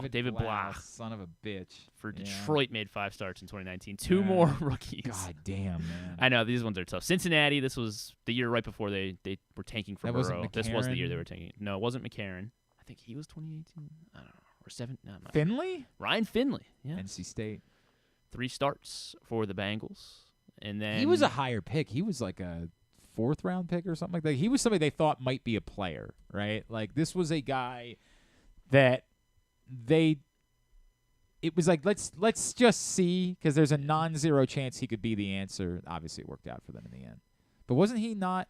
I don't think he was a 4th round pick. Yeah. 4th round pick. Yeah, I thought he was a guy they thought there was a chance, and then they bench Andy Dalton. Yeah, halfway through. And all right, and then for Carolina, he made 2 starts. He was the longtime West Virginia quarterback. Will Grier. Will Grier. Those are the 9 Jesus. other rookies that year that didn't make any starts. Jared Stidham was a rookie that year. Oh, Trace wow. McSorley was a rookie that year. Easton Stick Has Easton Stick ever started a game? I think anywhere? he started for Indy at one point. Did he? Or maybe I thought he was in with the Chargers. I thought he was still. He's with the Chargers right now. Or no, he started with the Chargers. Yeah. I thought he was with the Chargers the entire time. He went to Indy for like a minute. I thought he did. That's a weird bit. All right, fair enough. Let me make sure. Oh wait, yeah, you're right. He was with the Chargers. Who am I thinking? Are you thinking of Shane Buechele? Maybe. Am I thinking Sam of Ellinger? I think yeah, I'm thinking it might of be Ellinger. Yeah. Easton Stick. I don't know that he's made a start. Has he?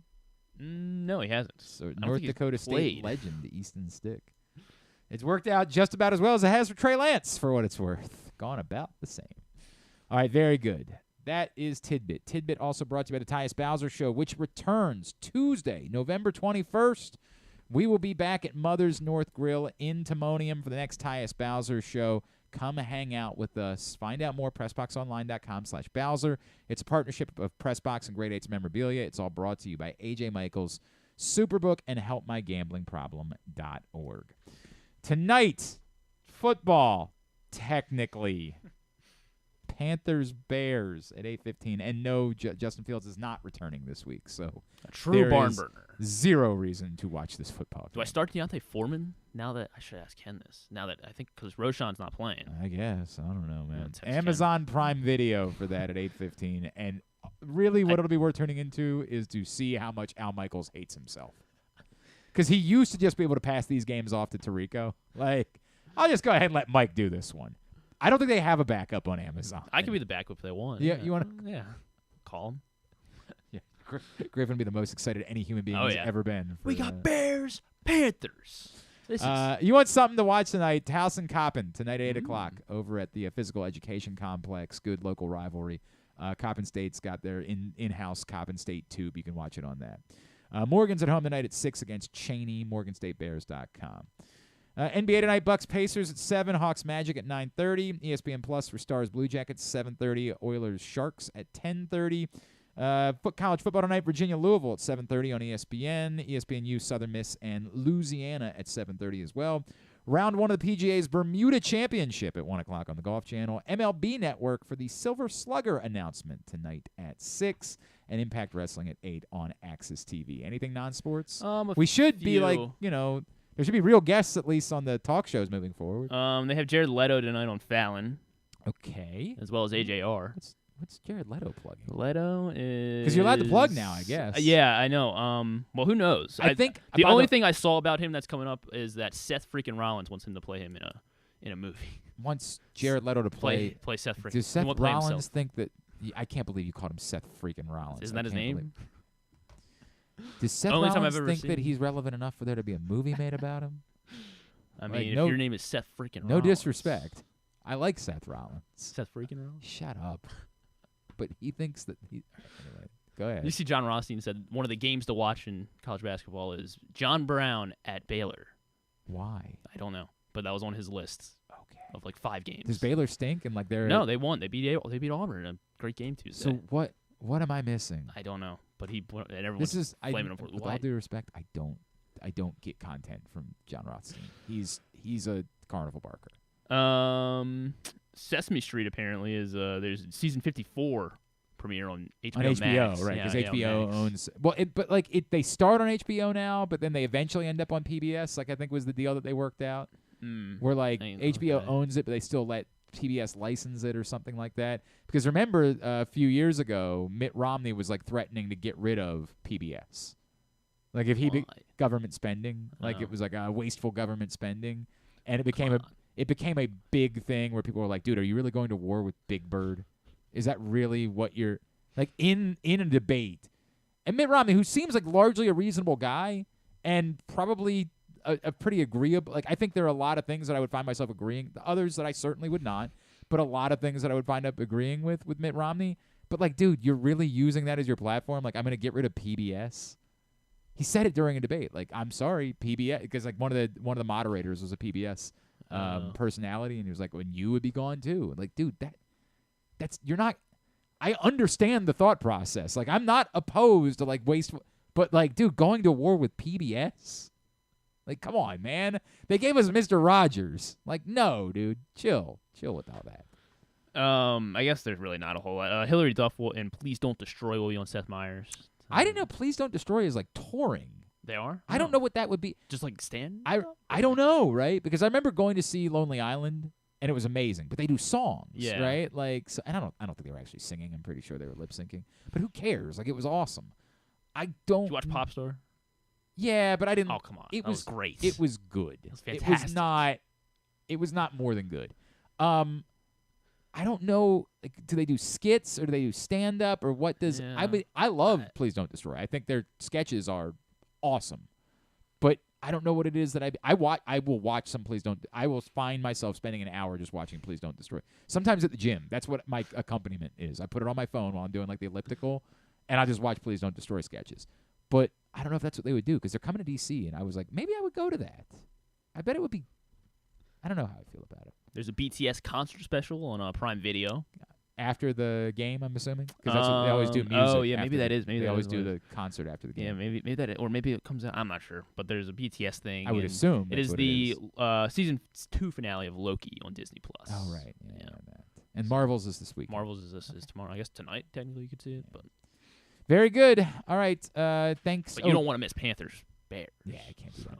Tubular, I'm decorating for Christmas tonight. Tubular is also brought to you by your local Toyota dealer and buyatoyota.com. The Toyota Tacoma comes in a range of models and trim lines, so you can choose the perfect Tacoma to reflect your unique personality and driving habits. Check out buyatoyota.com for deals on new Tacomas from your local Toyota dealer today. All right. Thanks today to AQ Shipley. Thanks to Jeff Bonner. Thanks to Ken Zalis, to Spencer Haywood, as well as to Sal Poalantonio. We'll get all of that up in the greatest hits section of the Oh, my God. It's so good. tab at glennclarkradio.com. Tomorrow? Chuck Pagano. Chuck Pagano is joining us. He did a breakdown of the Ravens for the 33rd team this week. We'll go out to Cleveland with Gerard Cherry. Our buddy Gerard Cherry from ESPN Radio out in Cleveland. Bo Smolka, Stan Bo the Fan. Smolka, PressBox Radio. Oh, Stan's back in studio tomorrow. Yeah, we got a robust little day tomorrow. Yes. Looking forward to that. And segment number 3 of the Tyus Bowser Show. All right, thanks everybody at PressBox, all of our great sponsors and partners, including Live Casino and Hotel, the Maryland 5-Star, A.J. Michaels, Mother's North Grill, Royal Farms, Costas Inns, Superbook Sports, Hartford County, Guilford Hall Brewery, your local Toyota dealer, buyatoyota.com. Thanks to Griffin at Griffin_Bass. Follow us, Twitter, Instagram, and TikTok at Glenn Clark Radio. Have a great Thursday night. Go Coppin or Towson. Go Morgan. Duke sucks. We wrap up Thursday night, or Thursday's show, by going back to Tuesday night and segment number 2 of the Tyus Bowser Show with Justin Madubuike. Back in here for segment number 2 of the Tyus Bowser Show from Guilford Hall Brewery in Station North. Glenn and Rita, Tyus Bowser, Justin Madubuike. Love being at Guilford Hall, man. Guilford Hall is sort of like our home away from home. It's legitimately Rita's home away from home. I was just here Sunday. Yep. This is where, if you're looking for Rita, check Guilford Hall. And you're going to want to be back at Guilford Hall next Thursday night, November 16th, for the Chocolate Stout release. Be one of the first to try Guilford's new seasonal release paired with a culinary crafted ice cream bar. Stein Club members receive 50% off tickets, which are available at guilfordhall.com.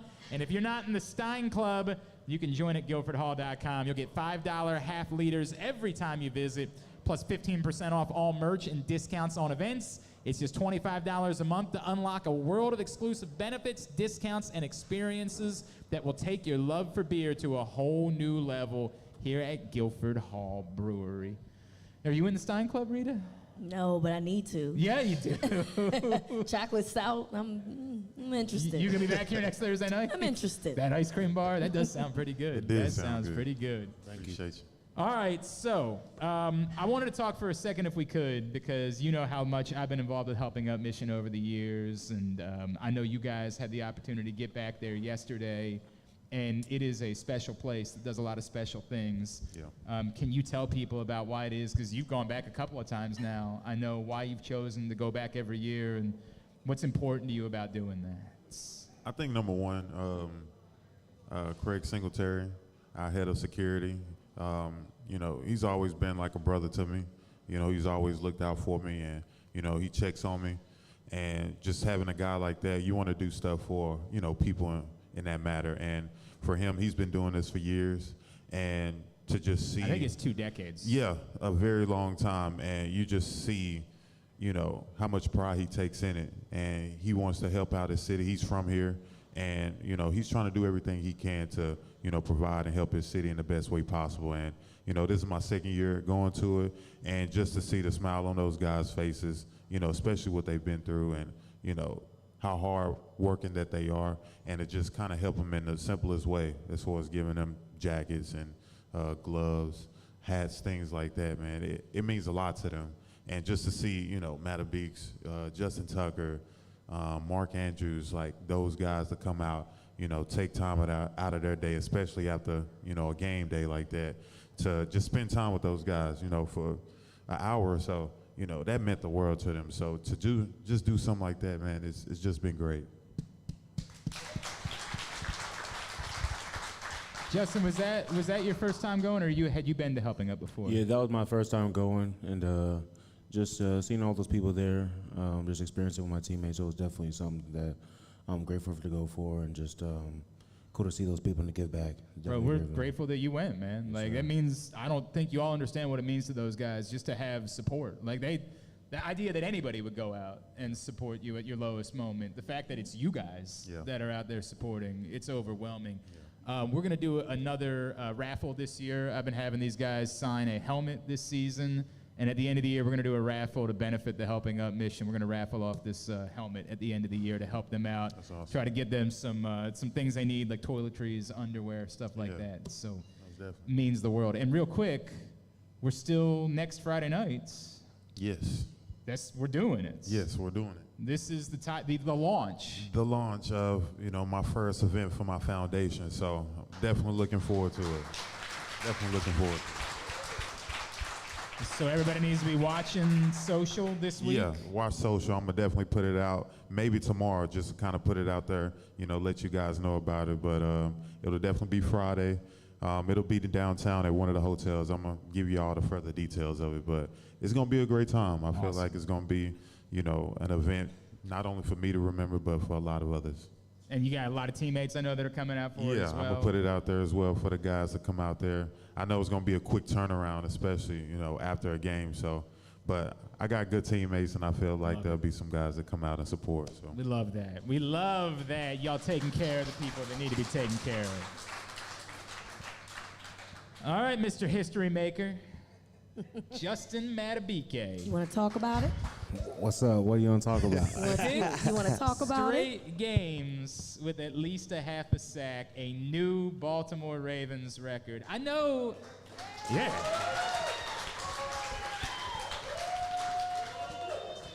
I know you talked about it after the game on Sunday, but like, have you really spent time thinking about like the history of defensive players that have played here in Baltimore, that you have accomplished something that Terrell Suggs never did, that Haloti Ngata never did, that Ray Lewis, and like, has it struck you at all, like, how significant that is? To be honest, not really. Like, it's just, to be honest with you, I'm just in my zone. I'm just trying to I appreciate those things, and it definitely is something that I always cherish forever, but like, I'm just so focused on just the season, just the next, like, opponent, and I'm just locked in, but definitely like something that I definitely will always cherish forever, because there's been some legendary, super legendary defensive players that have put on a Ravens uniform, and I'm just grateful to do something and thankful to do something that hasn't been done before. So he mentioned Ngata, and I've seen a lot of conversation about how we haven't seen someone as dominant at that position since Ngata. So when you hear those types of things, you know, how does that make you feel? He's a guy that is essentially up for the Hall of Fame, you know, and he's in the, is he in the Ring of Honor? He's a semifinalist, this year, yeah. Is he in the Ring of Honor? Yeah, of course. He's in the Ring of Honor. So, you know, when you hear the comparison, or not necessarily the comparisons, but saying this is a guy that we haven't seen be as dominant since a guy that is literally a semifinalist for the Hall of Fame, how does that make you feel? It definitely makes me feel like, you know what I mean, like all the hard work is definitely paying off, and I just belong, and those are legendary players. You know, Haloti, we talk sometimes on Instagram and stuff like that, great guy. And, you know, I just want to keep on keeping that standard, that Raven defense standard, and just kind of want to always look back at it and just be like, yeah, like I put everything in the hard work and dedication to the game, and it paid off on Sunday. So. But okay, when you're in a streak, because we talked about being superstitious earlier, like you gotta keep doing some of the same things you've been doing to keep the streak going, right? Like you gotta, eat the same thing for breakfast or something like that, right? Like there's gotta be a little bit of that, right? Yeah, it is, and it's been the same since the opening versus the Texans. I just keep the same routine, just try to eat the same meals and just stay focused, just trying to be present. What's the meal?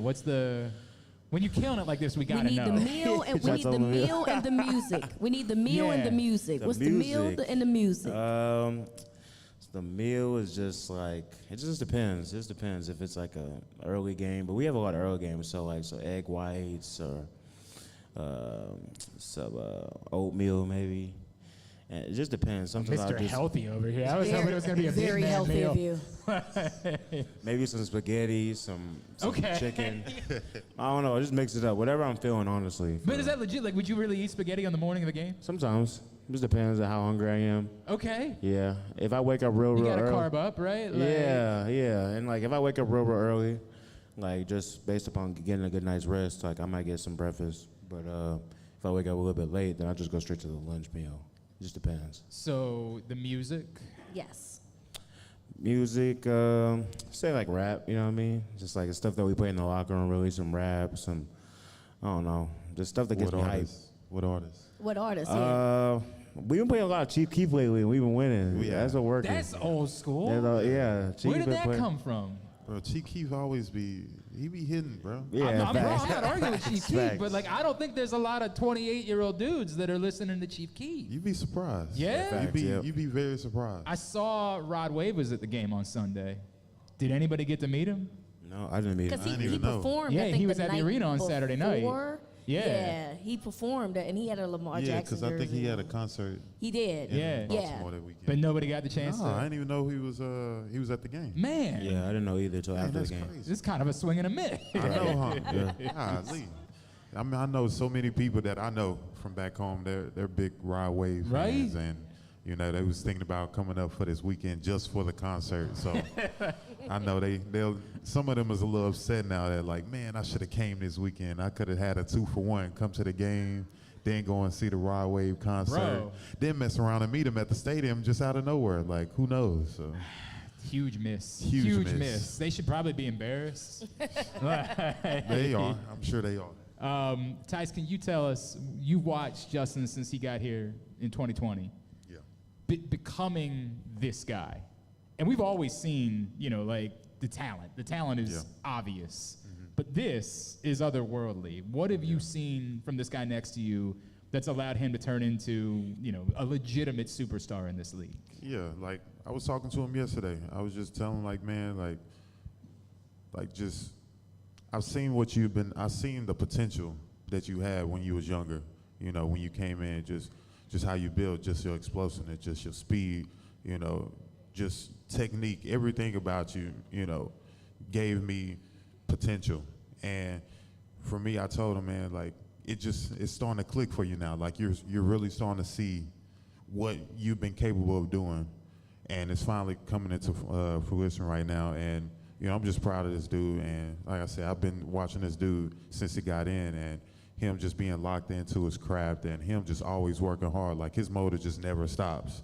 And a few guys is kind of mentioning him as a little younger Aaron Donald, as far as his energy and things like that. I was gonna say better Aaron Donald. That was what I was gonna. But that's me. I always got to give respect for Aaron Donald because he's a different beast. But this guy's a different beast as well. And you can see stuff like that. And I mean, now when you watch film, you just see him dominating everything. You see him in practice. He's dominating one-on-ones, in run game, in normal practice situations. And like I said, it's starting to click for him. And I told him that, and I said, man, just continue to keep your head down. Whatever you're doing now, continue to do it because it's just working out well for you. And when you do that, you start seeing results, which he's doing now. Absolutely. And Justin, correct me if I'm wrong here. Do you train with Aaron Donald? No, I don't train with him. There was one summer that I went to his facility. And he was there, and I worked out with him, and I did some footwork with him one day. Talked to him a little bit, tried to pick his brain a little bit, but I don't really train with him. Did you pick up anything from that? I was going to ask you because I do remember I remember reading that. Was there anything that you felt like you learned in that short period of time? I mean, that's another guy that's going to be in the Hall of Fame. We didn't talk too much, but he did say always push yourself. Hard work is gonna pay off. And he just told me I was like, man, how much do you weigh? He was like 270 or 275 or something. Ain't no way you know 270. Yeah, he told me that. I was like, really? You don't think so? No. He's lighter? He's easily 285, bro. 285? Easily. Really? He gotta be. Maybe. I mean, look at it. It's coming from it came from him, so I don't know. We'll see. All right. We're gonna start a trutherism here. It don't look like it. I played against him a few times. He don't look like no 275. He's swole. He's swole. Big dude. Yeah. I've seen Sis. Sis was 265 easily, and he was built. Yeah. He's way bigger than Sis. Justin, what are you at? I'm at 295. Okay. Yeah. When did you were always big? Don't I remember reading when you were born you were a big baby? You were 10 pounds? Yeah, I was kind of. Where did you get that from? What did I do? What did I do this time?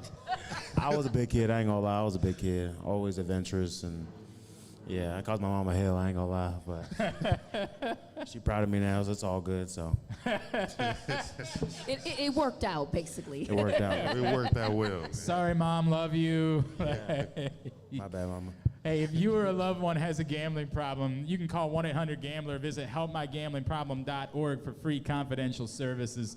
Tyus Bowser Show, PressBox 105.7 The Fan. Tyus, we got to get to the hard-hitting questions. I saw that you got a pedicure this week. I did. And you said it was difficult for you to not laugh. What was that all about? Why were you struggling to not laugh during the pedicure? You can always tell who don't get pedicures. You said what? You can always tell who don't get pedicures. Has you never had a pedicure before? No, I'm talking about you, Glenn. I have gotten. So you don't understand why it was ticklish? Oh, is that what you were saying? Yeah. What do you think I was talking about?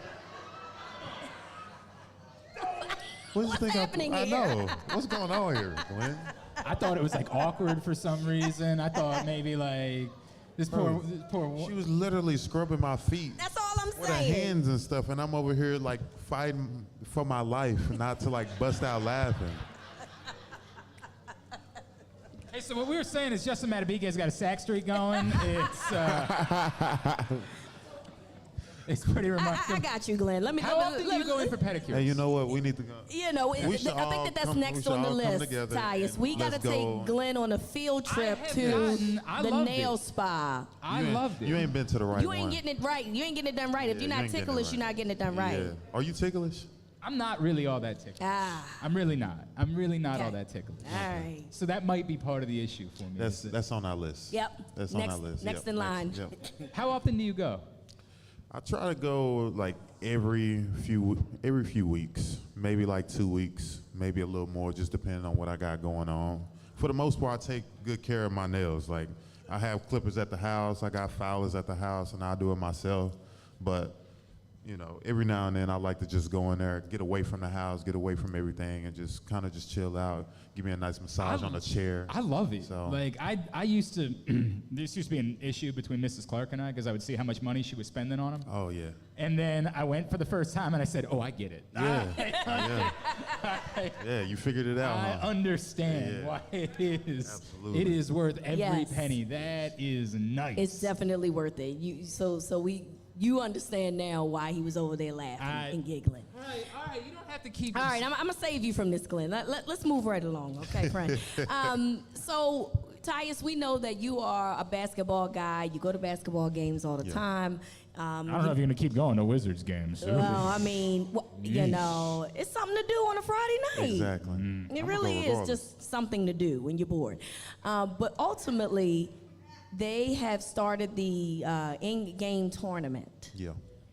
First of all, the floor, I couldn't watch it because of the way that it looked. Yeah, it just be throwing out my eyes. I just couldn't do it. But what are your thoughts on this NBA in-game tournament that is a month long? I think it doesn't end till the first week in December. It's stupid. Can I say it for you? It's stupid. Yes, it's a month. Why is it so? Because I think they only do it 2 games a week. Yeah. So that's why it's so long. It doesn't make any sense. We can't make it make sense. I asked Tyus, not you. And Justin. Ooh.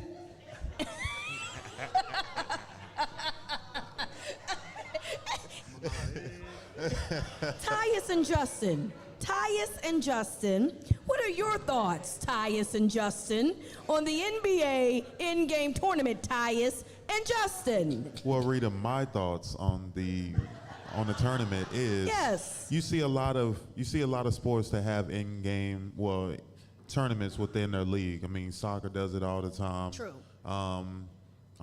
Football doesn't do that, but I'm sure a lot of other teams do. Name one other sport that does it.